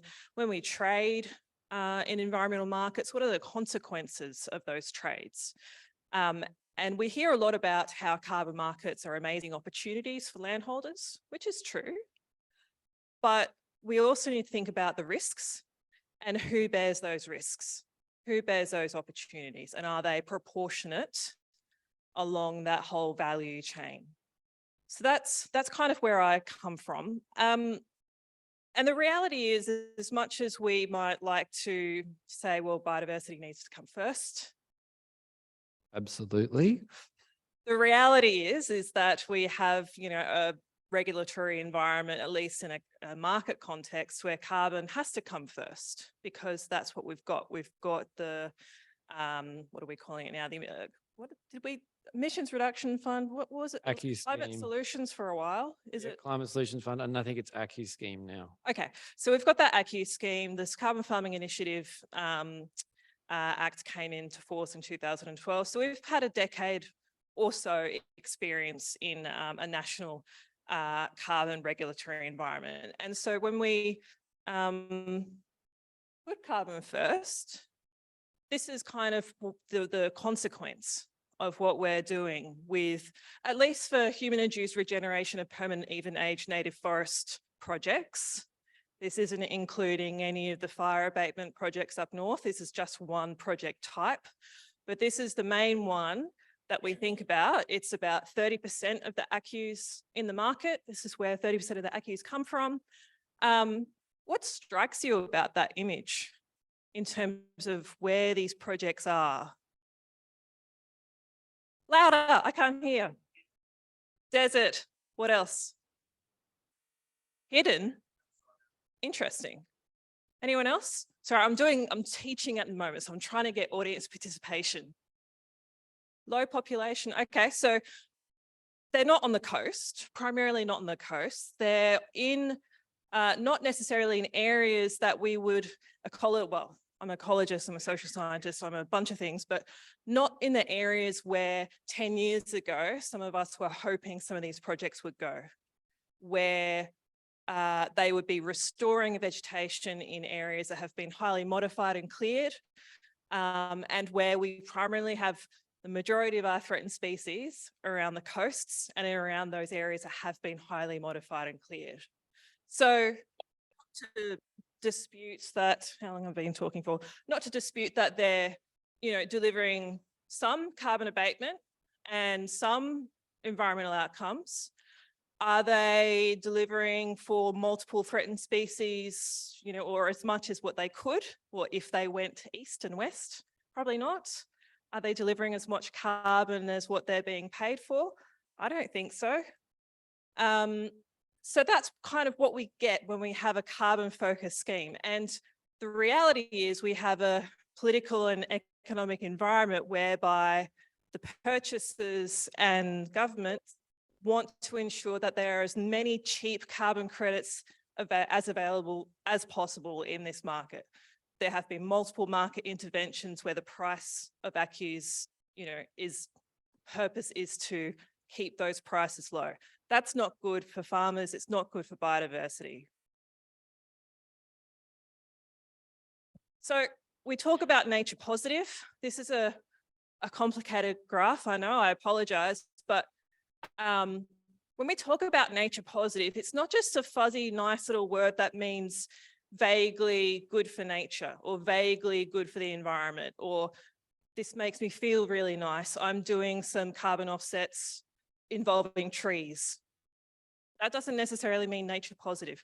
Nature positive is a measurable outcome in the future that all parties to the Convention on Biological Diversity have committed to achieve a measurable and visibly demonstrated increase in nature relative to now. So we're going to have an overall more nature in the future than we do now. At the moment, when we do offsets, when we do credits, we're either maintaining existing decline, so that's no net loss. That's maintaining that orange curve, which is the curve that we're currently in. If we do net positive, usually it means slightly better than the existing trend. It sounds nice. It doesn't mean that we're going to have more nature at the site than we did in the past. Usually it's in relation to a declining counterfactual. Nature positive is something totally different. It means an absolute increase in nature relative to now. So we have to do environmental impact assessment, mitigation hierarchy, far better than we've been doing before. We have to offset perfectly so that... Not hard. Only failed for the last 2 decades. But perfectly and actually deliver no net loss, plus a whole lot more. And at the moment, particularly in the absence of, science-based targets that are actually related to nature positive, any kind of trades in biodiversity credits are either going to be maintaining that orange line or getting slightly better, the purple line. That's the consequence of trading credits. There's an opportunity for, to improve biodiversity on a particular individual site, but the net outcome is not necessarily good overall. I don't know how much longer I've got. I apologize. I feel like I've just been blathering. Wrap it up. Got some time. We talk about opportunities, and that's true. It's true. There can be some good money in participating in environmental markets, but that's not the full story. And I think we need to be honest about what the full story is. When a landholder sells carbon or biodiversity credits, they sell their rights to make claims relating to carbon neutrality or nature positive. We know that Australian carbon credit units are financial instruments. You can't make false or misleading claims about financial products. It's going to be the same for any kind of biodiversity credits. So again, within the broader environment, at the moment, the purchasers of ACCUs in Australia are those within the safeguard mechanism. They're the big polluters. I flew in on a big polluter this morning. Qantas is one of the safeguard entities. At the moment, depending on how credible their net zero agreement is, or sorry, not agreement, but commitment, they're largely using those credits to maintain business as usual, okay? That's the broader context that I think we all need to be aware of when we potentially rely too heavily on these schemes. Selling credits, when you sell your ACCUs, you sell your rights to claim carbon neutrality as well. So I think we need to think about, and I would implore landholders to think about strategically about how much should I sell? Should I sell? How many do I need to keep for myself? How many should I keep for my industry, for my community? And I just don't think that that kind of discussion is one that we hear too much about in an environment where it's kind of dominated by those, you know, who want you to sell your credits. I think it's a good point about the motives of people who are very keen for people to sell their carbon and frankly their biodiversity. That's coming. You know, what do landholders and people who have got this or the potential to generate these income streams, how do you make sure that you capitalize on the opportunity, but at the same time avoid being in a situation where in 5-10 years you're looking back going, geez, I wish I hadn't signed up to that deal? Because I think my fear is that people hear us saying there's plenty of opportunity, but be really, really careful. And they put the brakes on. And if we look at what we have to achieve as a species in terms of restoring nature, sequestering carbon, we don't have time for that. So I think that's my question to you, Megan, which we didn't talk about beforehand. Sorry.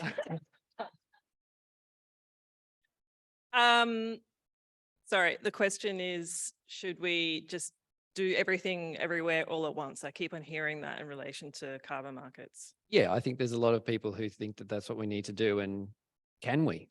We, who's we? I think the people in this room who have land that can do this and are running enterprises that can help deliver this. Sure, but we also need to think about equity and to what extent is one sector responsible for what's happening compared to others.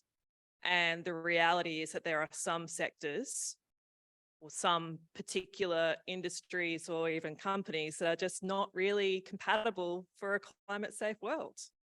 Not going to point any fingers, but, you know, particularly those that might have substitutes that are currently economic, if not for the subsidies that the Australian government spends on every year. Coal and gas. It's at this point, I'll remind you that I'm a New South Wales government public servant.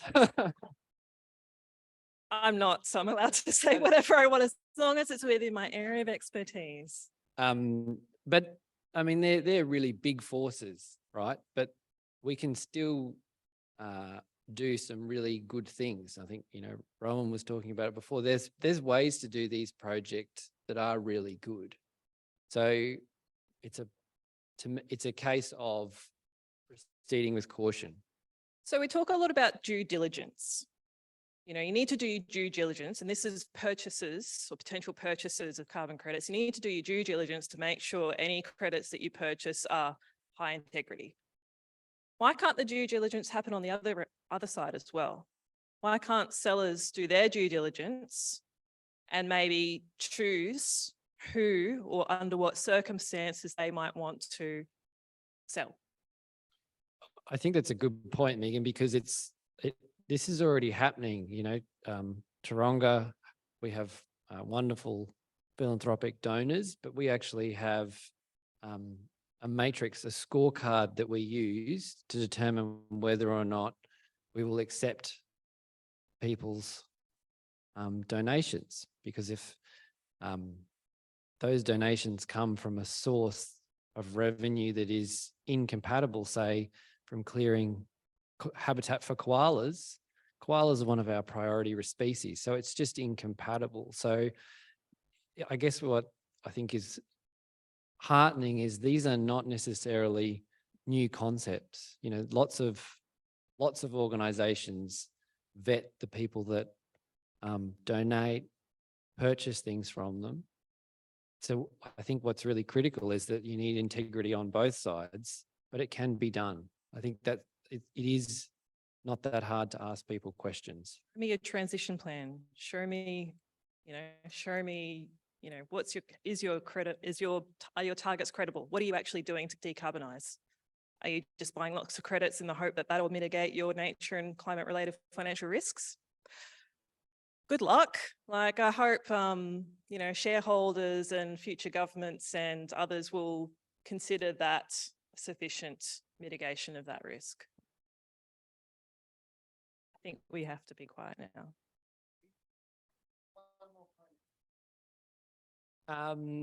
So I think the point I would make is that people talk a lot about how complex this space is. And yes, it is complex, but as people operating primary production enterprises, you deal with complexity all the time. I know people don't have infinite time, but you're actually dealing with very complex issues all the time. And this stuff isn't really that difficult. If you're looking at sequestering carbon in trees, soil, it's very simple. You just need to have more trees on your land to sequester carbon. And we need to not forget the basics. Yes, there's a whole bunch of accounting and stuff that fabulous people in Canberra have worked out, but that really core stuff, that common sense is really critical and will get you a long way. I agree, but I also think that complexity is sometimes used as a bit of a shield to ensure that you don't look too hard into these things. And it's sometimes, oh, this is all very complicated. We only specialized expertise can understand. I think, yeah, sometimes that's just a bit of BS. But this is all contracts. I'm not a lawyer, but I've had to learn about contracts to understand this stuff. And yeah, it can be tricky, but think about who's involved, what do they win, what do you win, what do they lose, what's the consequence of the trade? Is it helping to achieve that overall net outcome? It might be helping you on your land or your property, that's great, but the whole thing associated, well, the whole premise of environmental markets is that there is a trade, and if the trade is used to compensate for a loss, then that's a very different net outcome than if that credit is then retired from use.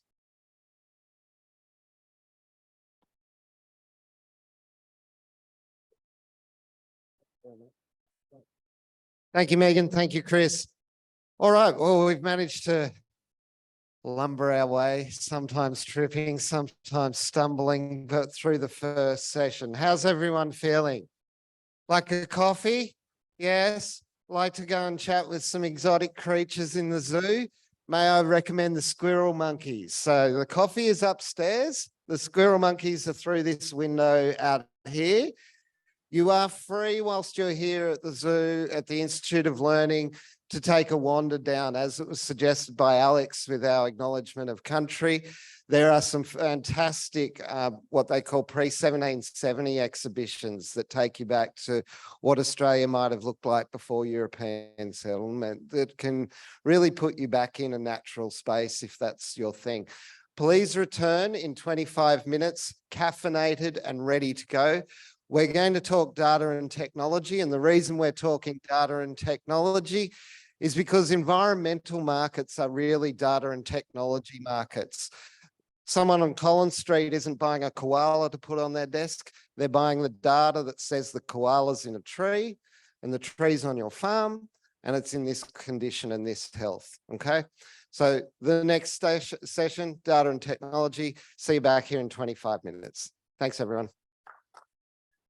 Hey, Dave, can you stop record on the Zoom and we'll re-record?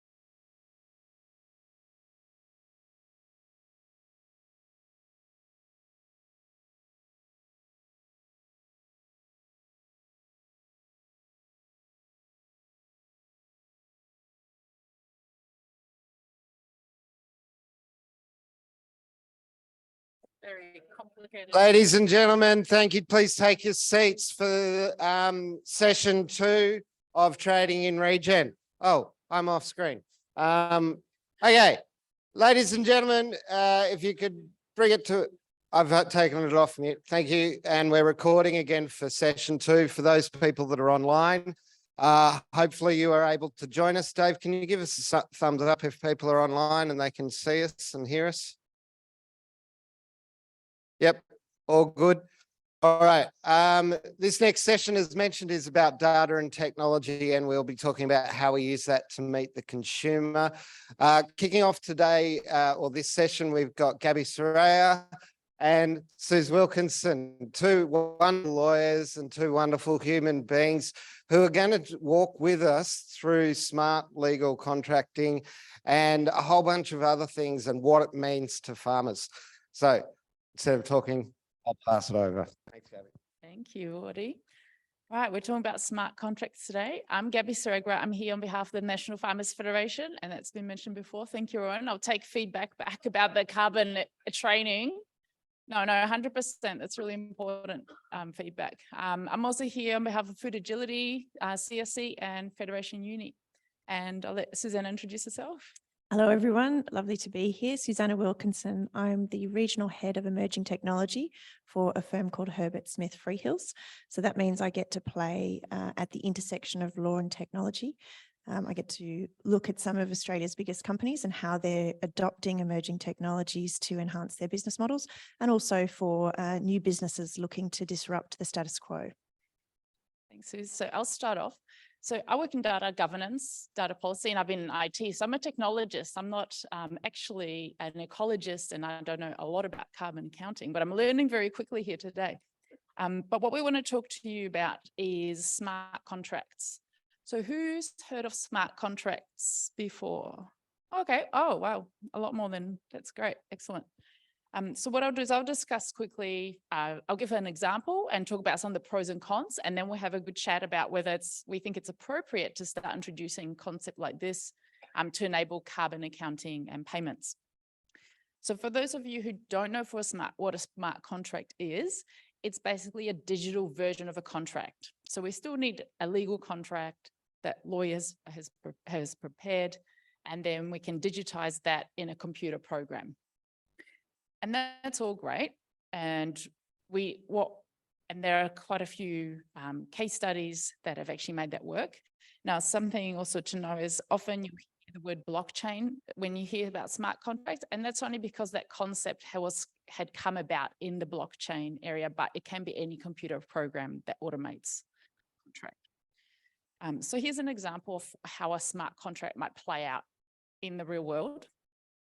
So this is an actual case study that I've been exploring with dairy farmers who currently, when they sell their milk, the processor comes and picks up the milk, take it back to the processing plant, tell the accounts department they need to pay the farmer.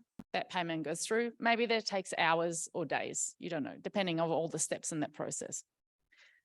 The theory is that if you have that milk truck enabled with internet-enabled sensors, such as a scale, that truck can weigh the milk and send that signal back to the computer program to say, I have picked up 1,000 litres of milk, pay the farmer whatever the contracted milk price is. So you kind of get that loop, that process happening really quickly, perhaps even before the milk truck has left the farm gate, which is very exciting. And so what's happening there and some of those pros is if you automate and digitize that contract, you can be cutting out some of the steps in the process, making it quicker. And if you enable payments as well, the farmer gets paid quicker. So that's a very powerful idea. And we'll chat about soon about how that could happen with carbon accounting. But I'll also talk about some of the risks and the cons associated with it. So first of all, smart contracts won't write themselves. We still need lawyers to do that. And because they're computer programs, they need very specific if-then logic statements. So they don't deal with ambiguity well. If you have terms in your contract that say something like, a reasonable attempt, a computer program can't process that. So there's only perhaps portions of a contract that can be automated in that way.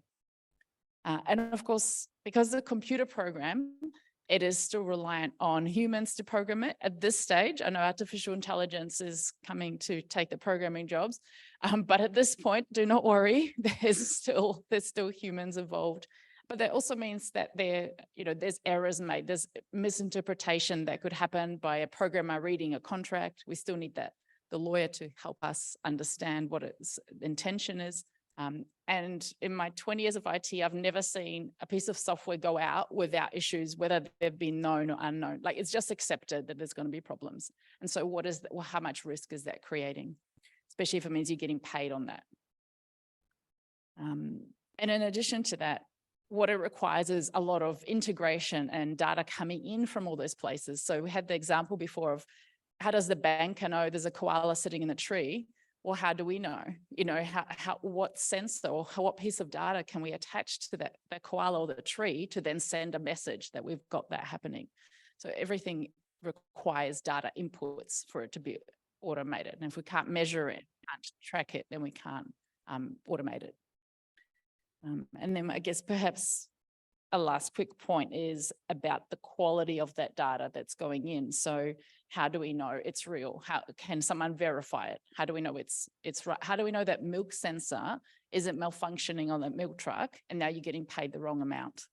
There's a whole lot of risks and questions for us to figure out, including the methodology of even calculating the carbon and the whole process before we can start applying specific technology solutions to it. So let's have a chat now. Susanna, do you think that this kind of technology is something that we can apply for carbon credits?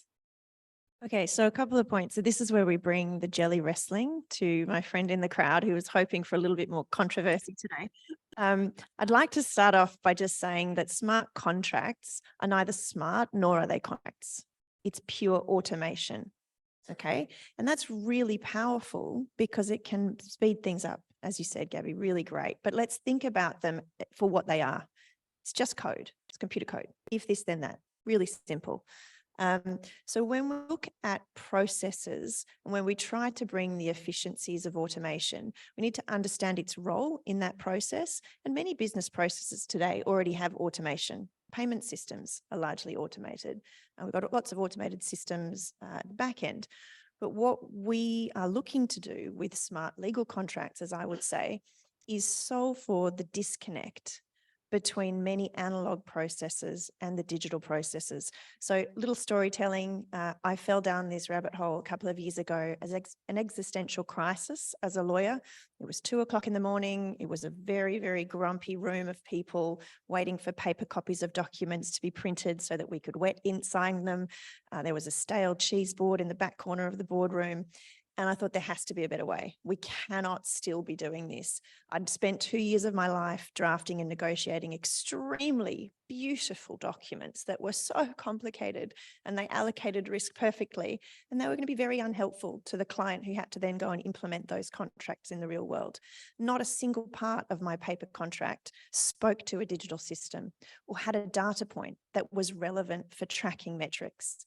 So what we're talking about is actually not just relying on automation, but actually bringing that automation into a legally binding contractual relationship. And you don't have to have a contract to have an agreement that's legally binding, but it's helpful to do that because you can go back and reference it. So a couple of key things we need to remember though, if you're going to take a contractual relationship and the documentation, using that loosely, or the articulation of that agreement and turn it into software, you have to run that software on very specific infrastructure. That's a distributed ledger technology, because what we have now is a shared instance of our agreement. And if it's a read-write contract and I can make changes to it, you need confidence that I'm not manipulating that system. Anyway, so that's a really long answer to say, are we there yet? If we use the right infrastructure, the digital infrastructure I'm talking about, we can then bring the benefits of automation into our legal relationships. And that blows my mind as a lawyer, because if you look out at any business system and you start to think about the parts of those relationships that can be automated, the value that we can unlock there is immense. And that can apply to any industry, any sector, and there is no reason why it couldn't apply in this particular case. I think something you just touched on is also because it's on a ledger and often accessible, then it's very transparent. And, something that we're considering using in the Regen Farmers Mutual is the Australian Farm Data Code, which and the first principle of that is transparency, and that's really important. So making sure it's visible to everyone. If there are contract changes, they can also be tracked and visible to everyone. So there's no questions about what has happened and when. Yeah. And so that transparency is often a characteristic that's sort of touted when we talk about distributed ledger or blockchain. But there's also ways of making there are some things that you may not want to have transparent. So it might be provenance of the verification of environmental credits. That's really important. But perhaps there's other elements that you don't want. And the technology is incredibly powerful, and we can use lots of interoperable technologies to pick and choose what we want people to see. So obviously, if all of us were doing our banking through the Bitcoin network, we don't want everyone to know all the transactions that we make. But this is a very different system. Here we're talking about special purpose distributed ledger systems. They could be private, it could be bound, or there could be other transparency benefits that we use. Yeah, and actually, the good point there is that we need some principles on to even talk about before we start automating things, is what will be visible, what won't be, what will be okay, and what that's the governance part. It's like, how do we set the system up and architect it in a way that works for everyone and represents farmers' needs as well? I think that's really important to have a sets of principles and standards, and even standards to the level of technical standards. So, security is an issue in smart contracts, again, because they're created by humans. So do we need some, to look at some security standards and data quality standards, and what is even that framework? What are those dimensions that we need to be looking at when we're designing that system? Let alone the selection of technology. Like, that's almost the last thing that happens, is actually picking the tools, whether it's blockchain or whatever, or which blockchain. That's the very last thing that happens after you've worked out so many things. And I think this, again, we need to think about this as an enabling layer of technology. So falling in love with the problem, what is the solution that you clever people are all trying to architect? Once you nail the different component parts of that, the enabling technology can be applied to support whatever that solution is. And it's incredibly flexible and versatile. So I think that's another thing to bear in mind. As the lawyers, you said before, you'll still need protections, legal protections in those arrangements, but that can be done.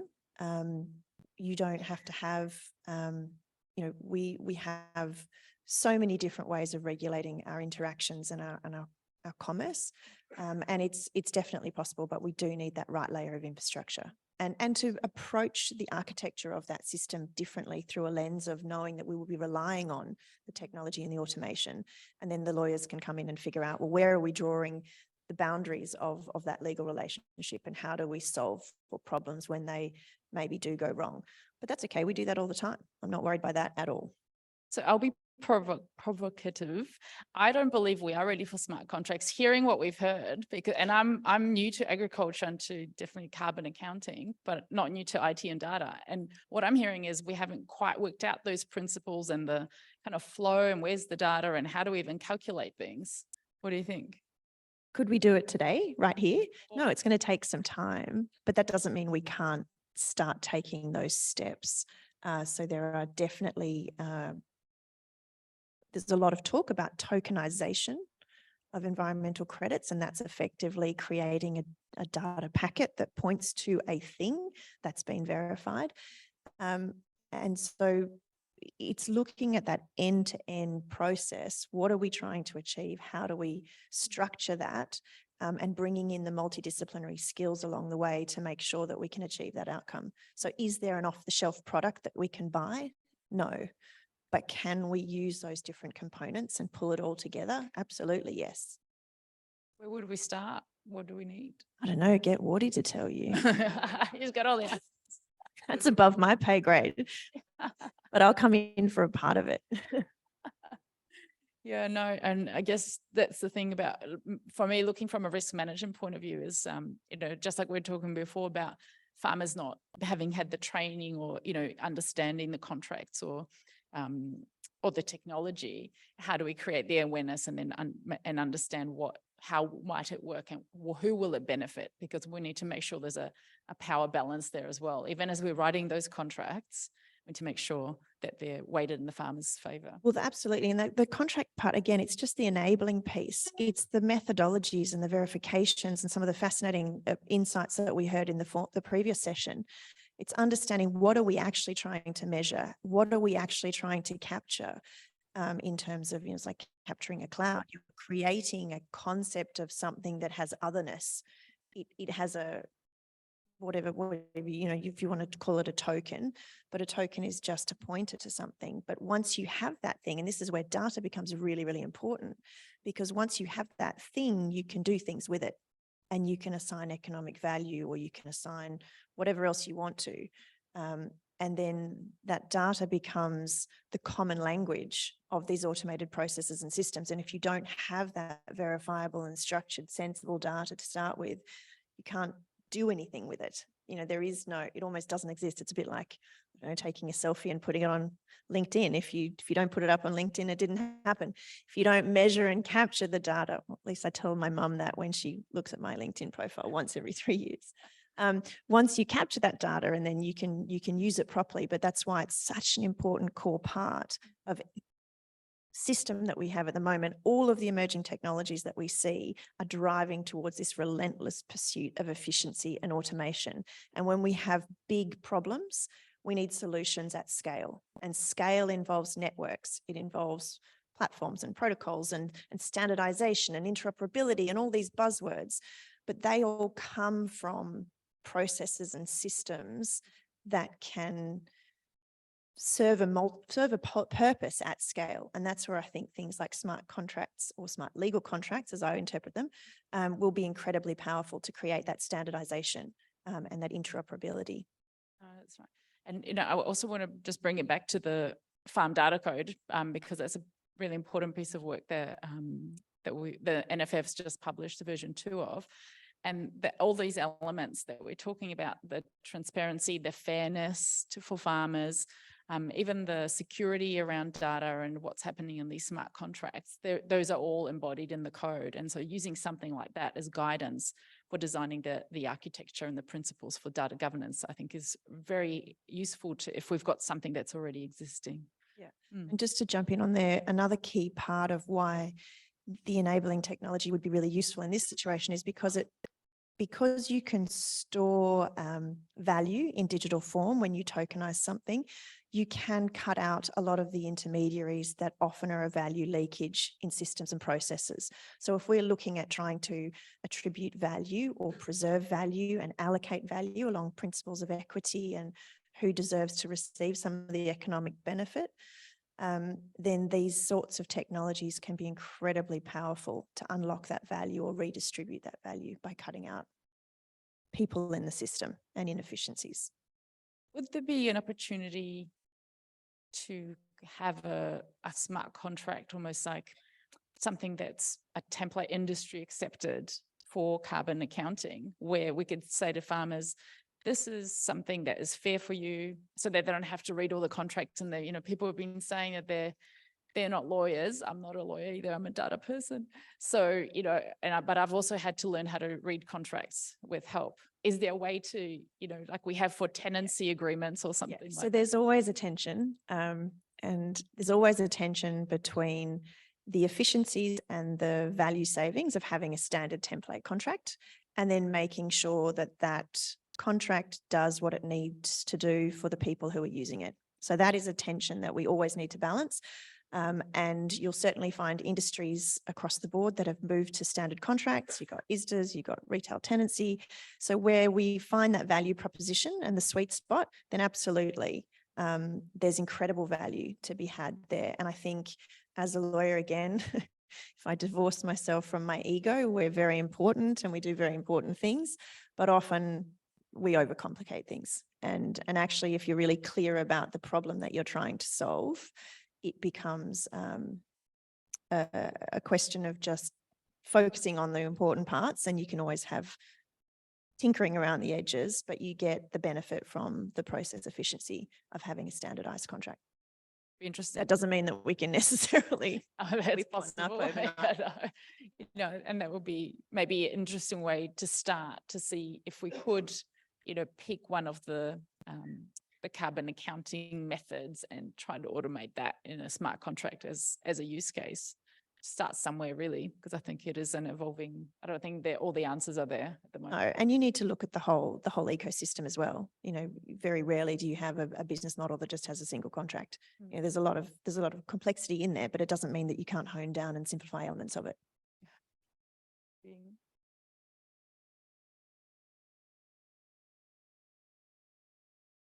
Don't think we fought enough. No, I will say proceed with caution. Yeah, thank you. That's fine. Oh, yeah.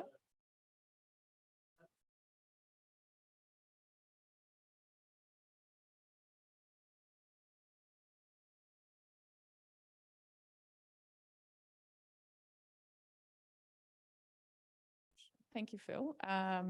Gosh, where begin? I guess the thing with the smart contract is not something you need to learn how to program or use yourself. It might be quite invisible to the farmer who's actually, you know, it might be like the milk truck leaves and you get paid. Like that's as much as you see. It's more about how do you trust that that contract has been created properly and does reflect what the paper contract would have said. Yep. Who can verify that? Like, do you still need your legal team? Do you need your own developer to check that code? You know, these are big questions to answer. How can you even trust that code? Yeah, but there's also still an opportunity for that farmer to ignore the other farmer in the pub on the weekend. Like this, the real world remedies are also still going to be there.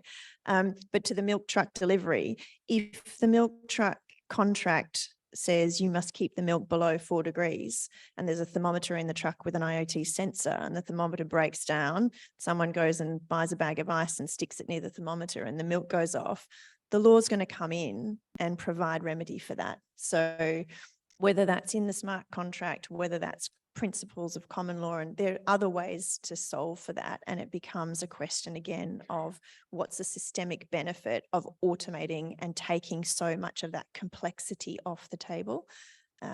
So yeah, depends on the circumstances, but we would definitely be able to provide remedy and recourse. I guess if there is no contract at all to automate, then that's a different question altogether. I think we just think of it as process automation and nobody really gets too worried about where the law comes in until something goes wrong. Thank you. Thank you, Gabby. Thank you, Suze. That was amazing, taking a very complex topic and helping us mere mortals to understand it. This session on data technology, we've tried to get the gender balance correct, but basically we've got it wrong 3 times. We've got 2 girls followed by 2 boys followed by 2 girls, which doesn't look like balance at all. The next is the 2 fellows. If I could invite Steve Capel and Michael Bullens. So in the last 12 months, these 2 gentlemen have provided for Regen Farmers Mutual the greatest level of clarity and insight and thinking about what's coming down the track in terms of farmers' access to markets and what's going to be important there. So without much further ado, do you guys know who's the provocateur and who's the responder? All right, I'm just going to move these across. Are we reflecting? Oh, sorry, Gabby, these are your slides moving very slowly. Who needs them? There we go. Stop there. Excellent. All right, Michael, thank you. Thanks, Wardy. And that's actually me just in profile and, Hello? and face on, just in case you're confused. Sorry, Steve. Yeah, g'day. My name's Michael Bullen. I'm actually a forester by training, and so my role as provocateur here is to ask the really simple questions for Steve to be able to provide the technical answers. And because the sort of noun for a collection of foresters is actually a thicket, with the emphasis on thick, around that. But the other thing I would like to do is, can everybody just clap their hands? And the reason I wanted us to give that acknowledgement today is that it's 25 years ago since New South Wales was the first jurisdiction to amend the Conveyancing Act to allow the separation of a carbon right from a timber right, from a land right, from a land titles right, from a water right. And haven't we come a long way since then? So the point that was made earlier around time and so on is really important. That is, you can get the legislation, you can get the regulation right, but ultimately, if there's not a will or integrity around how these things need to work, you actually don't move anywhere. And so I think our challenge now is, how do we take these things forward for the longer term around that? So we're really fortunate with Steve here today, because Steve has literally written the paper for the UN around how you move data to facilitate cross-border trade. And so what we want to do today is take you through around where data might move associated with creating value around the things that have been spoken about this morning. So people have probably heard about things called digital product passports. Got an example up here, Steve. What are they? Well, I think really they're a regulatory intervention to correct market failures. It's evident that voluntary carbon markets, for example, have largely failed. You can tell that from the price of a voluntary carbon offset, $2 or $3 versus a European regulated market, $100. Yeah. As a farmer, why would you sell your credits for $5 today when you might get $100 for it in 5 years' time? It's an interesting question. Anyway, the evidence around the world is that greenwashing is endemic. Something like 70% of claims are either false or misleading, and yet the community at large is willing to pay premiums. If you ask people, about 70% of people will say, yeah, I'll pay a bit more for that ESG provable thing. And so regulators are stepping in to specify the criteria and asking sellers in their market, the notable one being the EU market, to attach claims to their products that consumers can look at. And the difference with a regulated one is that if you lie, you get prosecuted. So that changes behavior of industry when they've got that sort of compliance environment. So they're pretty important, I think. Currently, you carry on and click through, and then we'll have another word to say about it. So as we move through, what that product passport is, as Steve's described, is the endpoint. And you can see that you capture data as it moves through the manufacturing or processing piece. It will then have and could have in it as part of that some sustainability information. And this is just an example here, which might be tied to a sustainability score. And we've also included the concept of a reliability score here. Steve, what's that about? Well, the confidence level it's called there. So that goes to trust and how much you can trust the claims that are made by a seller of a product in a market. Because the regulation generally says it's up to the seller in a market to make ambit claims. Yes, they'll be held to account, but there's an increasing demand for evidence behind those claims. So to what extent can I follow the traceability all the way from from T-shirt to cotton farm or electric vehicle to lithium mine is indicated by that confidence level score. I think we'll start to see them emerge. I made it up, but I think they'll start to emerge because they matter. And Rowan's point earlier around you can be compliant, but it doesn't have integrity. Where have you seen some examples of those sort of peer-to-peer scoring and so on across the world? Well, that's an interesting one. The important thing is believable evidence, and believable evidence could come in two forms. One is some external audit or third party comes and assesses and makes a trustworthy claim. The other one, as Rowan said, is your peer group keep each other honest. And both of those are valid and they can work together. And it's not just in Australia that the peer group model is working. Democratic Republic of Congo has some artisanal miners, and there's some emerging framework there for a very similar peer group assessment of socially sustainable behavior.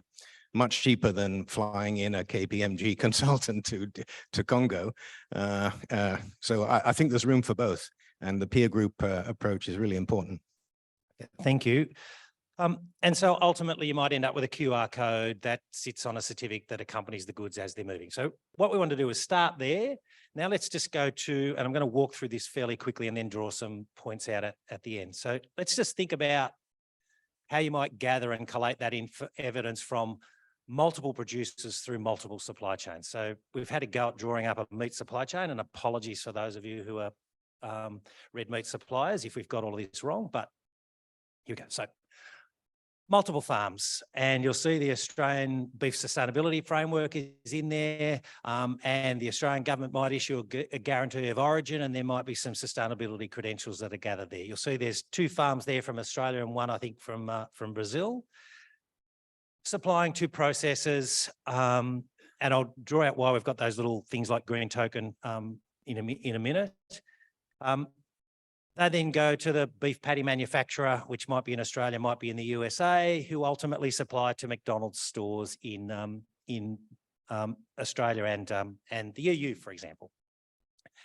And then just to close the loop, you've then got the waste recycling and so on that might occur at the end result around that.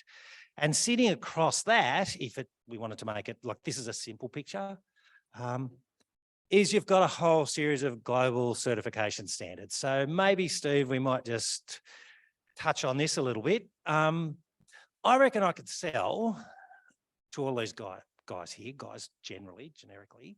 I'm going to build a platform, and why don't you all come and join my platform? Because I can offer you the value, I can move the data, I can give you the rewards, I can guarantee the provenance as it moves through the supply chain and so on. So why don't you all join my platform? Because ultimately we can all win and get money out of that. Look, I didn't sell that very well, and I know, what's wrong with that proposal, Steve? Why can't they all join my platform, or why can't everybody in the world join my platform? So you're touching on the emergence of traceability platforms that promise to measure the supply chain and provide evidence all the way from cotton farm to t-shirt or lithium mine to electric vehicle. They play an important place, but it's important to realize that there are already hundreds, maybe thousands of them. And any given supply chain that crosses multiple countries and multiple sectors can never be serviced by only one. It's like saying, we can all pay each other money, but we all got to be with the same bank. Let's everybody join Commonwealth Bank and then we can pay each other. It doesn't work like that. We all have our different banks. And the reason we can pay each other across borders is standards, SWIFT in the banking case. And in the cross-border supply chain case, there are also standards. And that's really what we're advocating for, is that pick any platform you like, as long as it's interoperable and can exchange its data with another one. And defining those interoperability criteria is what we're doing now with the UN and EU, and a little bit in Australia, partly for Wardy as well. Okay, so moving on, and we'll come back to those different sustainability standards that are running across the top of that diagram in a minute. As I said, this is a simplified picture. If you think about, and Steve's alluded to it already, the hundreds of thousands of red meat producers across the world and so on. The other challenge is, how do I then make sure my data can be shared and provided along the supply chain to demonstrate whatever I need to demonstrate, either that it's the quantity of red meat that I sold or the sustainability credentials. So let's have a think about how this might move. We've got a cattle farmer again in Australia. Regen might issue the farm credentials associated with that. MLA with the NLIS, they'll have a cattle ID tag that sits there as well. And then ultimately that's linked to the livestock credentials that might then go with that animal as it's being moved off farm to the processor. It's transported to the abattoir in Australia, who then gather the information, scan the NLIS code, record it, and then trace it back in terms of the digital link. So my question to you, Steve, is how do we make sure A, the data moves, and B, the security and transparency associated with the movement of that data? All right.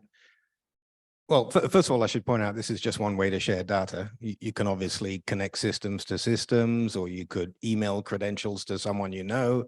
But very often in long supply chains, there are multiple intermediaries like aggregators, distributors, and a mechanism to attach digitally the ESG evidence to the physical thing, so that when you receive the physical thing, you can also get the digital evidence, is a very powerful way to move data through the supply chain, because you've actually just connected it to the thing you're selling. And what that means too is that platform or system used by farmer, for example, need have no knowledge at all of platform or system used by abattoir. Like I send you an email, I don't know whether you use a Mac or a PC, I just send you an email. Right? So attaching the ESG evidence to the thing is a really scalable way to move data through the supply chain. So technically, how do you do it? Well, most things have a unique ID. Not all things, but cattle in Australia do. I think it's MLA that issues an NLIS, an ID of a cow, ear tag. The way it's done today probably wouldn't support this model, but they are about to rebuild the system. So we'd love to give them some requirements to how to do that so that this works. But basically, if the farmer has a bit of evidence of, let's say, biodiversity and carbon offsets, and so on, offsets, bad word, carbon intensity of a shipped product that can be represented digitally, that might actually inform that digital product passport we spoke about. It can be stored in an unguessable location or encrypted so that it's secure. And then the key to access that data goes with the product. So you've achieved both a scalable way to exchange data, but you've also met some privacy concerns, because you can only get the data about the thing you've bought. You can't get any other data. So it's quite a powerful way, I think, to move high integrity data through the supply chains. I think there's one more click, isn't there? Bit of technical gobbledygook here. The actual packet of data that we've indicated with that little thing with the padlock on it is something called a verifiable credential. Think of it, actually Australian government's using it, aren't they, for things like digital driver's licenses. Think of any paper or plastic credential that you have today and making it digital, but it verifiable and trustworthy and untamperable. That's what it is. So it's a portable signed packet of data that moves with the product, and anyone in the supply chain that got the product can get the data and verify it. It's very powerful and very scalable technology. So it's blockchain? No. Well, it could be blockchain, but after a few years in this technology space, I will admit I'm a blockchain skeptic. There is very specific cases where there's value in blockchain, but most cases, no value, a lot of cost. So you got to use it carefully. Transferable tokens is one place, but verifiable claims don't need it at all. So I think the picture here, and probably the thing to emphasize, is that there's a couple of key questions that need to be thought about as farmers and anybody is starting to think about how their data and information might move. The first one is, And anybody who's pitching a system, notwithstanding the fact that I pitched earlier, and please sign up at the end, I'll have a note down the bottom for everybody to register. But no, the point is to ask, how interoperable is it? Because what you don't want to do is be locked into one supplier and one outcome for the longer term. How interoperable is it? How is my privacy and security maintained as a result of that? What data is shared and when and to whom? And how do I make sure that you report back on those things to me on a periodic basis? Are really fundamental questions that need to be thought about as that space. And give an example. Piece of kit around, let's call it a digital farm wallet, which had farmer identification on it. It was built and it's there. And where the farmer information was obtained from, the question was asked, well, what about the cybersecurity risk associated with that? And the answer was, well, there's frameworks and policies that deal with that. And you sort of go, not sure that the people who are looking to break into that are necessarily going to comply with those frameworks and policies. So one of the things to also think about is where my data might be used to and what are the cybersecurity elements that sit around that.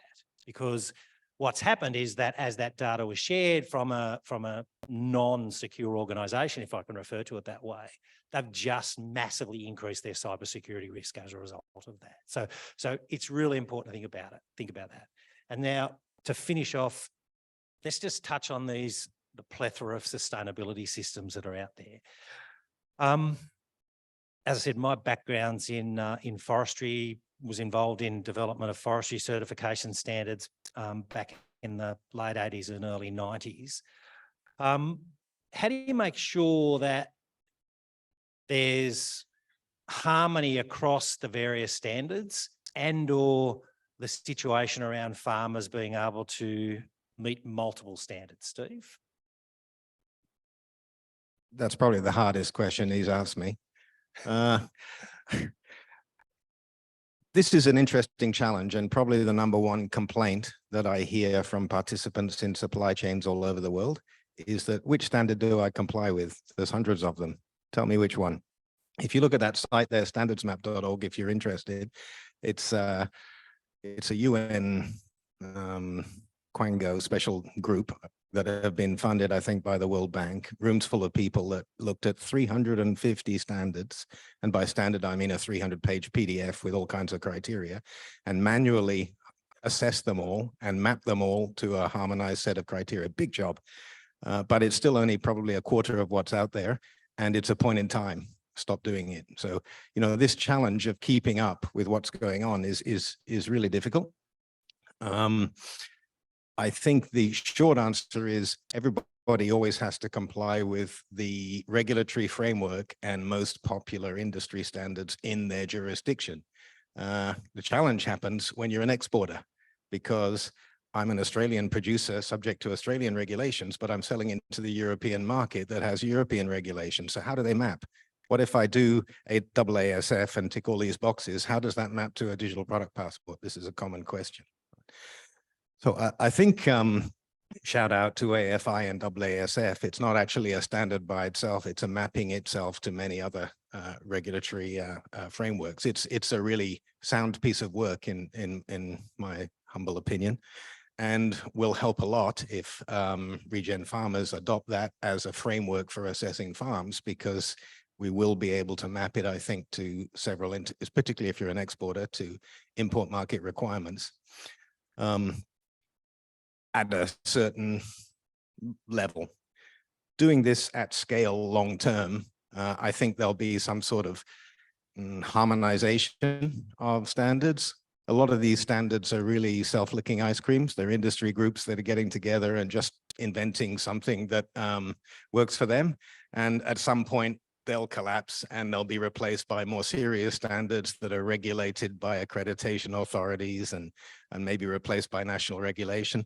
So this, to some extent, the situation will help itself with some consolidation, I think, but also a little bit of technology, perhaps with large language models, able to do mapping between these standards to give improved advice so that I can insert my certificates and say, you know, what do you think that maps to in another regulatory environment?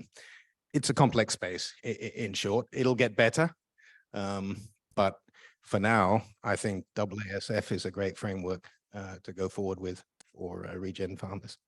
And I think to ground that, I think Richard's here, and it took Richard, you're saying 18 months to do the manual process to be able to map all of that. And so I think one of the questions that national farmers and AFI and New South Wales farmers, given they're here as well, is what role might they play to keep that sort of comparison or mapping contemporary and so on, that people can always understand where the various standards might align and what sort of harmonisation might be there. So that's our time. Thanks, Steve. Thanks, Steve. Thank you both of Michael and Steve. But Steve, I just want to thank you for that saying, a self-licking ice cream. I mean, did anybody else? That was a highlight for me. And it's so true. You do find industries, creating standards for themselves that, of course, they can comply with, which are incredibly self-interested and enable differentiation at a very surface level, but don't necessarily enable interoperability, which, as we're learning from that, is the key if we're exporters, as we are in Australia for a lot of our primary production. All right, the third session in this session on data technology, I'd like to invite Laura and Kirsten to join us today. Let me tell you a little bit about both of these ladies. Laura has, for the last 18 years, am I going to get this right? 18 years? 18 years, 17 years, run Feather and Bone. Has anybody a customer of Feather and Bone or heard of Feather and Bone? Fantastic. So we're going to get some consumer insights from Laura. And Kirsten has been running the Open Food Network with her partner Serenity for 10, 12 years, longer. And that has been largely supporting community-supported agriculture and short supply chains. So collectively, the wisdom of these two ladies in terms of what is driving consumers and what do they value and how do they view trust and what do they compare things to. This is all data and technology that our farmers need in order to meet the consumer expectation, which in theory is then driving the regulation and the compliance and the interoperability. So without stealing too much of your points, I'd like to hand over. Who's provocateur, Laura? And you did a very good job of trying to justify my presence here today. I'm feeling like I'm the provocateur just by being here because I run a butchery and I don't specialise in data and technology. I guess I know a few things about some of the things we've been talking about, and I've got to say that last presentation, I mean, all fascinating. Thank you so much.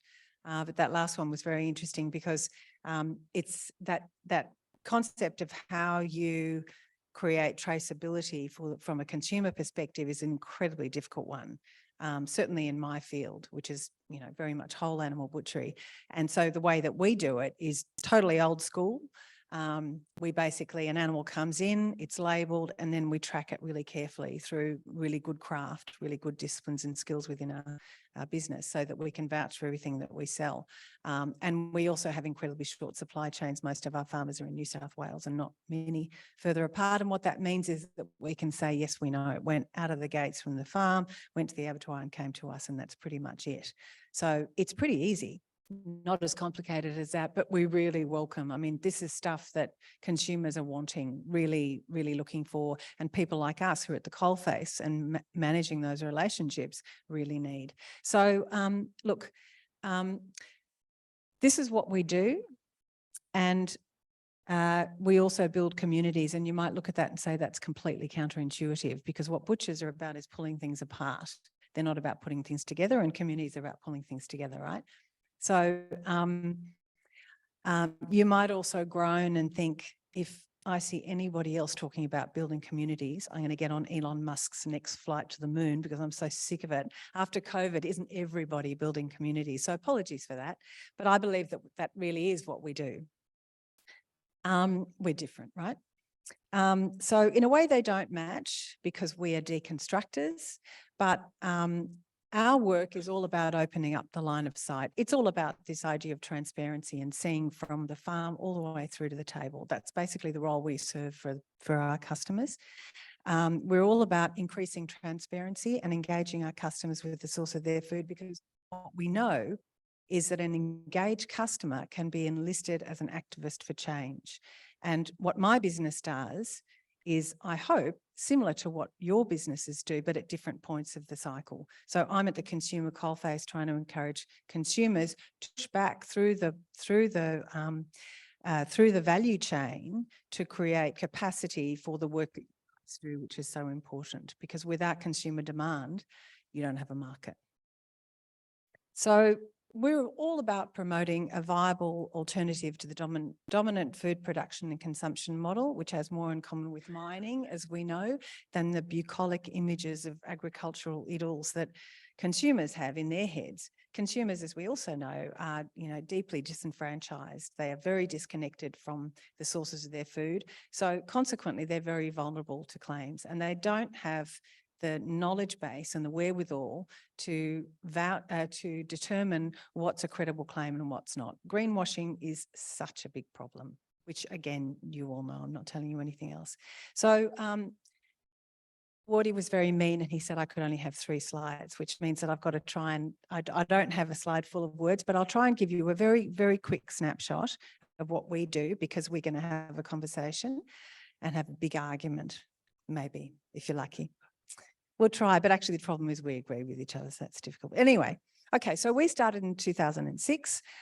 We have an origin story, but I don't think I've got time for it today. But we wrote a very nice book about it, which Murdoch Book published in 2020, so you can go and buy that and find out all about it if you want. But what we realised from the outset was that if we were going to represent what regenerative farmers do, this is 17 years ago, to our customers, we needed a framework, a set of guidelines or principles or ethics by which we do what we do. So we have a set of principles from which we haven't deviated since we started. We visit every single farm we source from. And obviously some of the technology we're talking about today would help to simplify some of the processes we go through. We're totally old school. We go there, we walk around, we understand, we touch the soil, we learn from the farmers, we do the whole process, and we do it season after season as frequently as we can. So we truly understand and can truly represent your work to our customers. We only buy direct from producers. We don't go through any third parties, so mostly in New South Wales, some further afield. We seek out producers who are working with natural systems of fertility creation, because as we all know, because we've all drunk the Kool-Aid here, that's the way to go, and that's the way we're going to mitigate against the impacts of climate change and the things we have to deal with. We preference producers who are working with rare breeds, because biodiversity is a thing that's really critical to support. We only buy whole carcasses. This is increasingly unusual in our industry.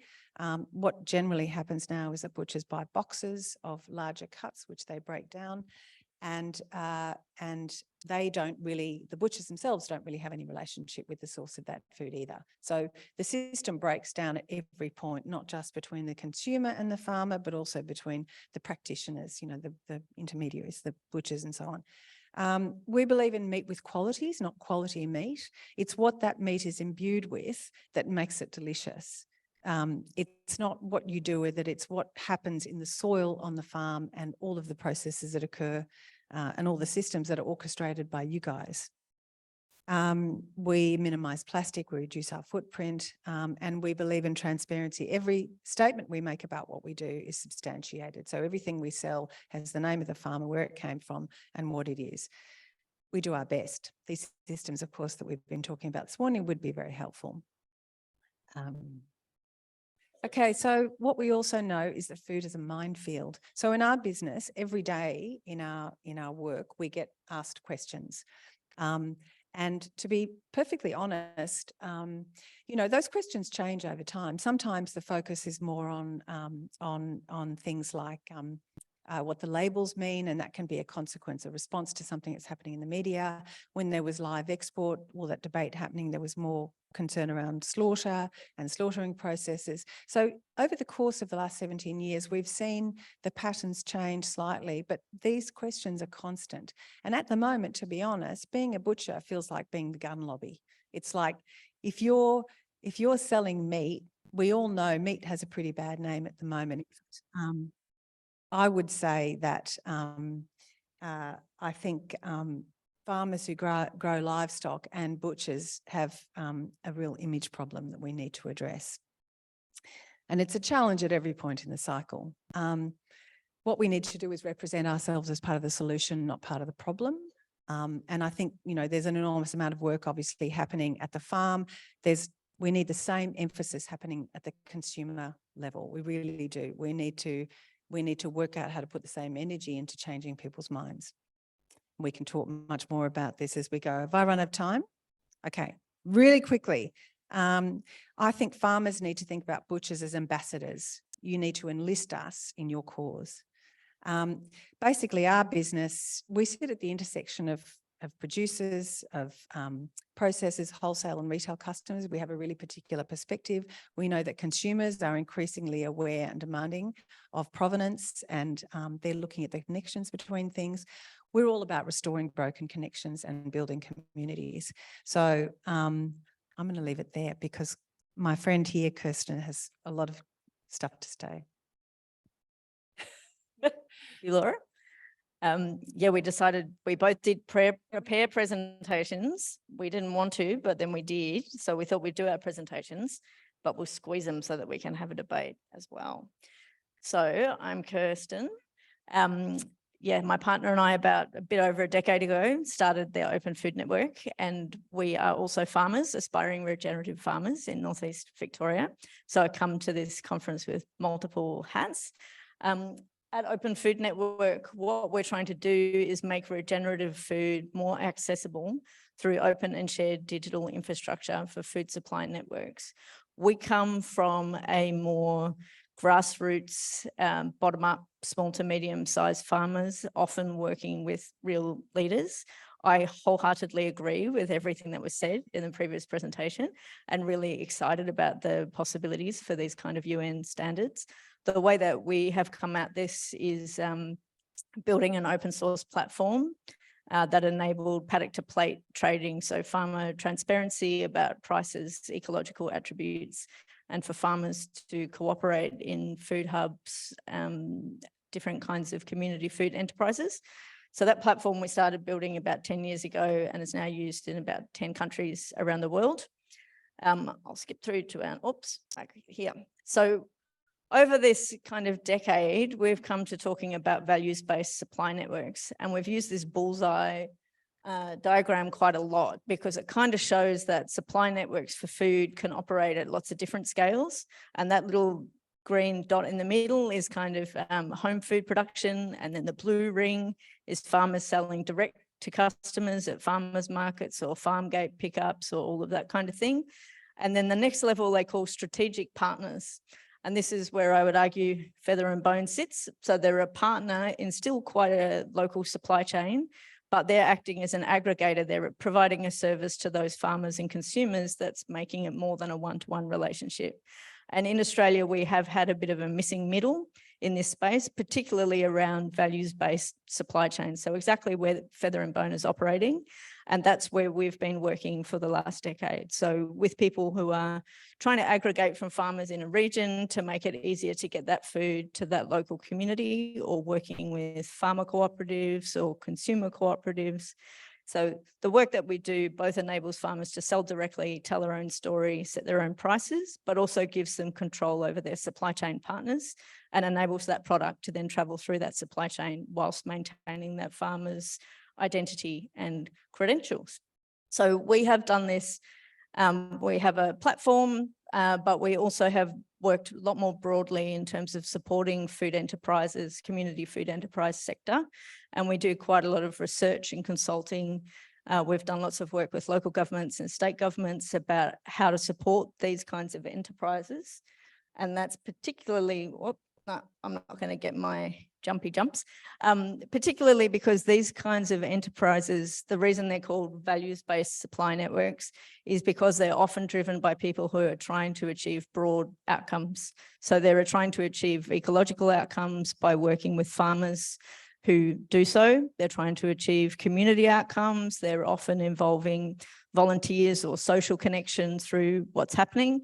They're providing jobs for disadvantaged people. Lots of them are attempting to navigate the food equity and cost of regenerative or high quality produce.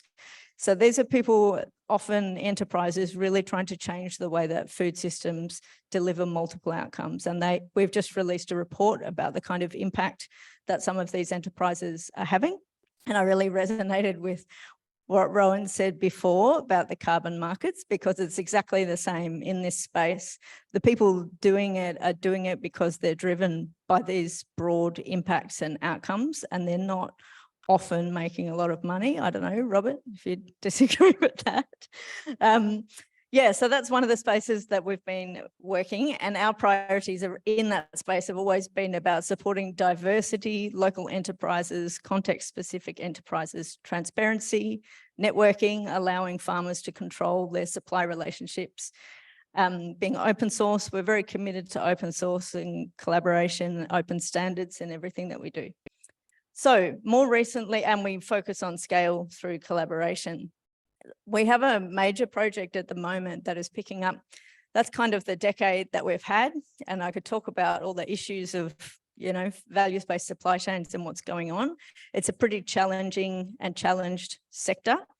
Over the next decade, we're really focused on three things. One is about this regenerative or ecological attributes and credentials and how they can flow through these short supply chains. Is it going to be the same approach as that previous presentation? Maybe, or maybe slightly different, maybe collaborative, yes and. Also, yes, how it flows through those supply chains, but also issues around access and equity.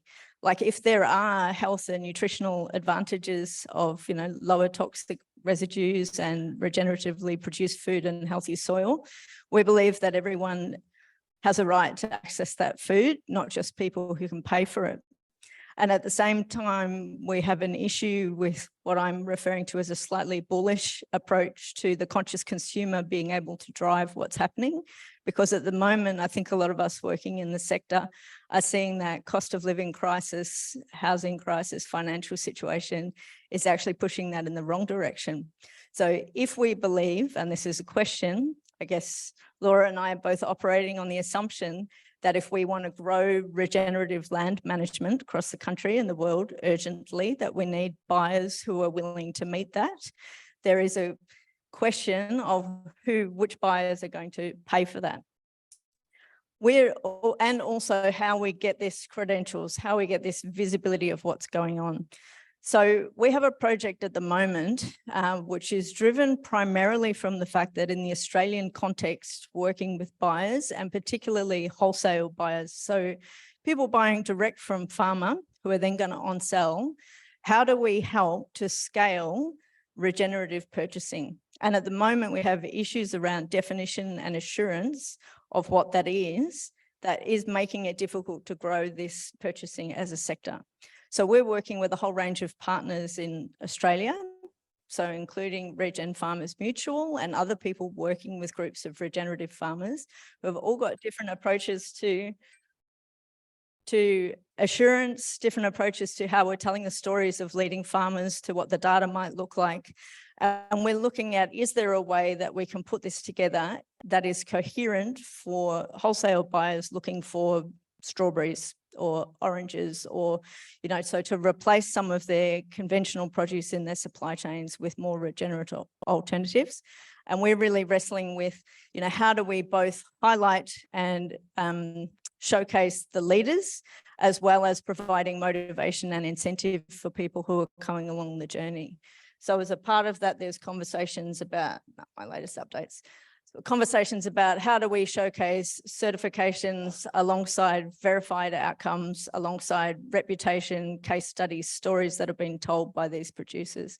How do we put that together in a package that makes it possible for people to actually see and understand the approaches to regenerative farming in this country. And critically, as a part of this, while it does look like we're just building another platform, we see it as a prototype. We've been working for about 5 years with partners in Europe around the Data Food Consortium. There's been a lot of work done around interoperability in short food supply chains and how we handle products going through short supply chains and through transformations. And we want to use this project as basically, okay, how do we do a similar thing around an enterprise regenerative farm?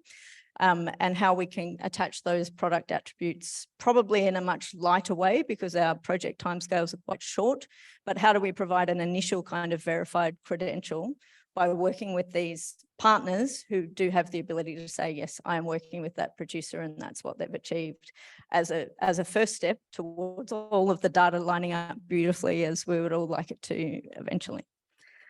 So we've got 5 minutes.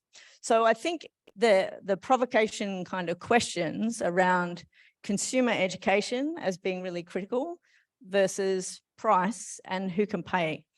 Do we, I don't know, do we agree or disagree? How important is it to educate consumers, or is that ultimately going to be capped by the fact that there are not enough people who are going to pay enough to drive the regenerative sector in the way that we would like? I think it's an incredibly vexed problem. I don't know if there's a single simple solution. I mean, what we find is that we have a diverse group of customers. Some of them don't have much money, but they will actively work and educate themselves to choose products that they can afford because they have made a commitment to buying in a particular way, supporting a particular kind of agriculture.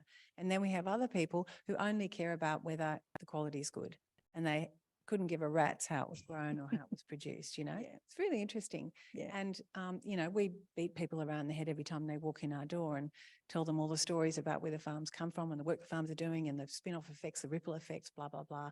And so we do our best to try and educate people, but we need something, you know, I get very frustrated because I feel like I'm just talking in the bell jar, basically in the echo chamber, you know, it's all really great. But the people who come into my door, you know, they're already halfway there, most of them, or they're looking for quality.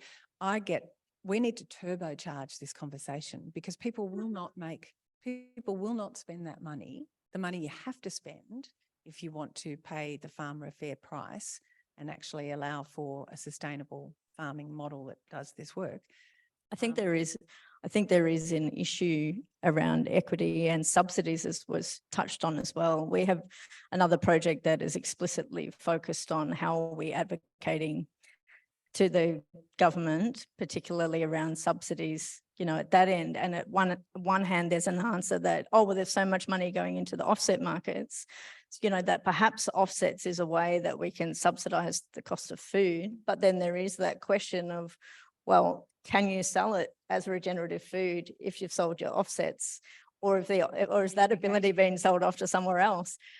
So there's kind of a lot of complexity around that. And I think the other issue is in Australia, we don't have any mechanism for food subsidies or support to lower income communities, and a lot of other countries they do.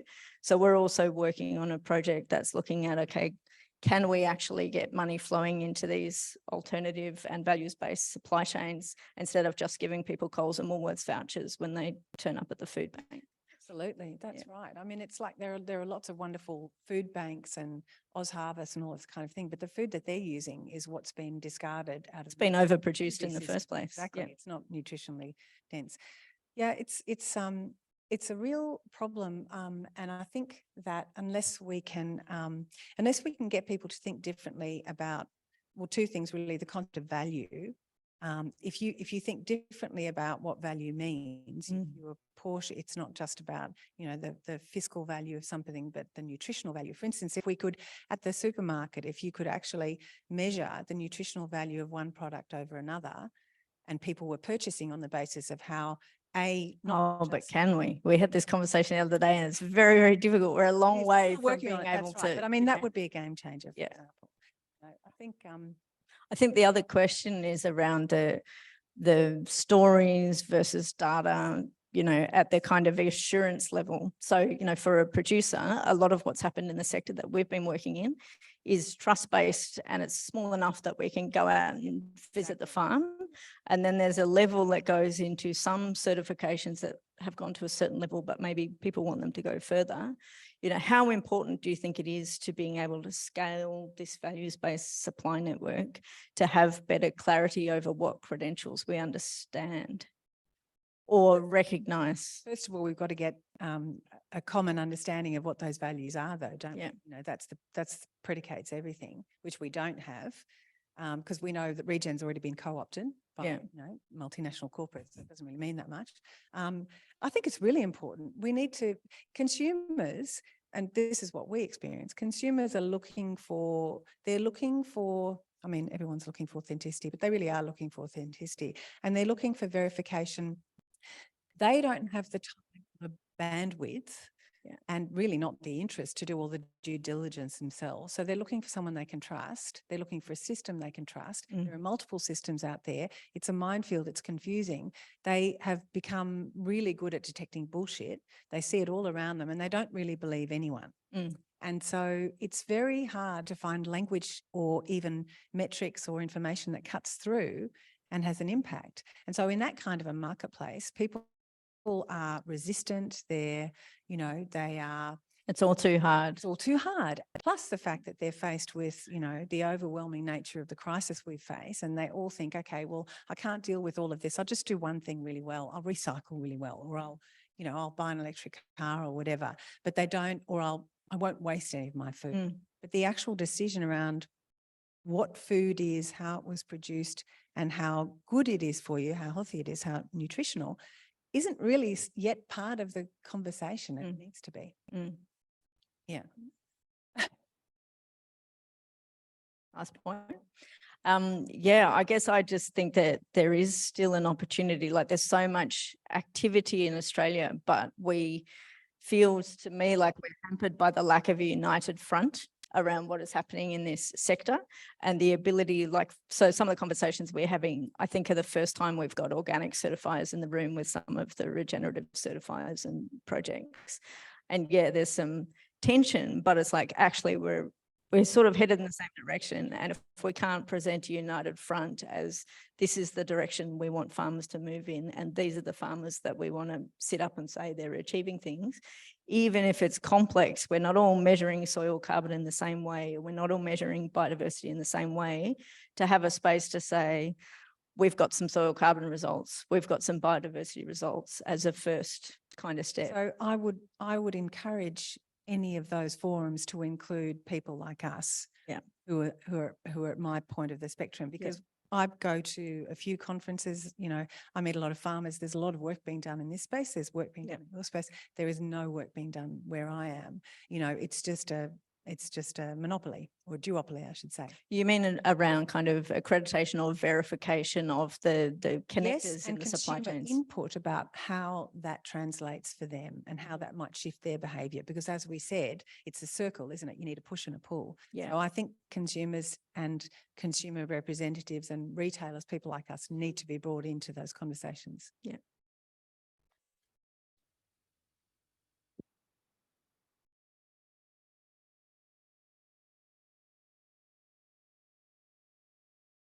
Okay, so thank you very much, Kirsten and Laura. Where we're at now is an interesting thing. We normally are going to have 4 sets of provocateurs and responders in a session, except for this session coming up to lunch. It's only 3. So what we're going to do in this next sort of 15 minutes before I let you out to talk with the monkeys is take a review of what's been happening online. So whilst all of our provocateur responder pairs have been going on, there's been, actually, Dave, I might get this to be a bit interactive. How many people have we had online listening and contributing? Okay, great. Contributing maybe about 5 or so, actively commenting. There's, I can't tell the number, there's probably 50 or so online. 50 or so online, and just having a quick view. But there's a lot of comments that we've kind of captured from the speakers. Excellent. I might try and bring up the Miro board whilst we're doing this. If I press escape, is the whole thing going to break?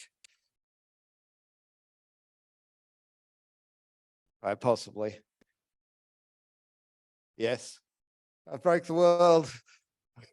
All right. On a serious note, maybe we could get the Miro board up, but what it has, as we've been having each of the speakers, and this will continue through to the afternoon, we've been asking 3 questions or 4.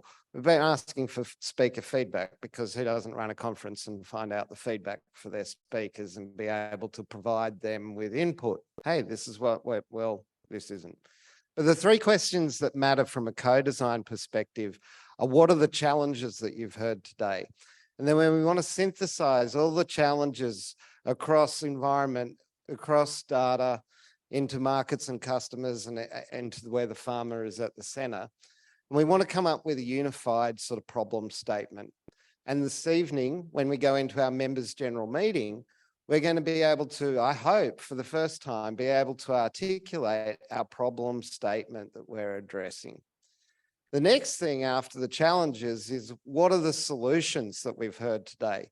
One of them has to be a self-licking ice cream, from my money. But notwithstanding piss takes, we do need to come up with a policy and a governance framework that enables our farmers with confidence to trade in Regen. And then the third is the incentives. So what are the incentives that we can provide farmers to address the challenges that we've identified and help overcome them? And so with those 3 things synthesized, the plan this evening between 5:30 and 6, when we finish this event and before we go into our members' general meeting, there's going to be a mad scramble to identify the problem statement, the opportunities that we've got, and the incentives, so the policies and the governance frameworks that we're going to put in place. And then this evening at 6 p.m. to 7 p.m, when we're having a members' general meeting, we're going to go through those 3 documents that have been informed by today.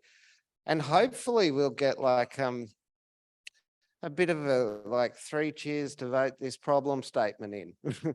And we'll vote the problem statement in, and then we'll do the same for the governance and for the other incentives. How'd we go? Are we ready to go online to the Miro? Oh, broken the internet. I want to pull up just on screen, if I just want to pull up.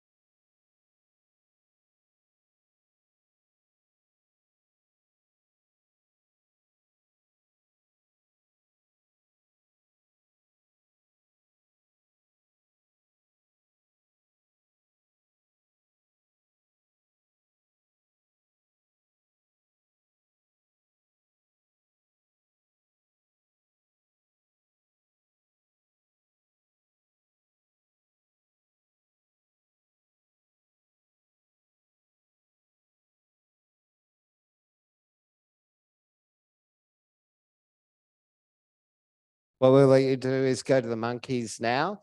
Lunch is going to be served at 1 o'clock. So there might be 15 minutes now for you to run around, check the monkeys. Lunch will come in, and then we're back in session from about 1:30, 1:35. Okay. So thank you, everybody. Thank you for the first half and for paying so much attention. Enjoy the zoo, enjoy the exotic animals, and we'll see you at the second half. Well done.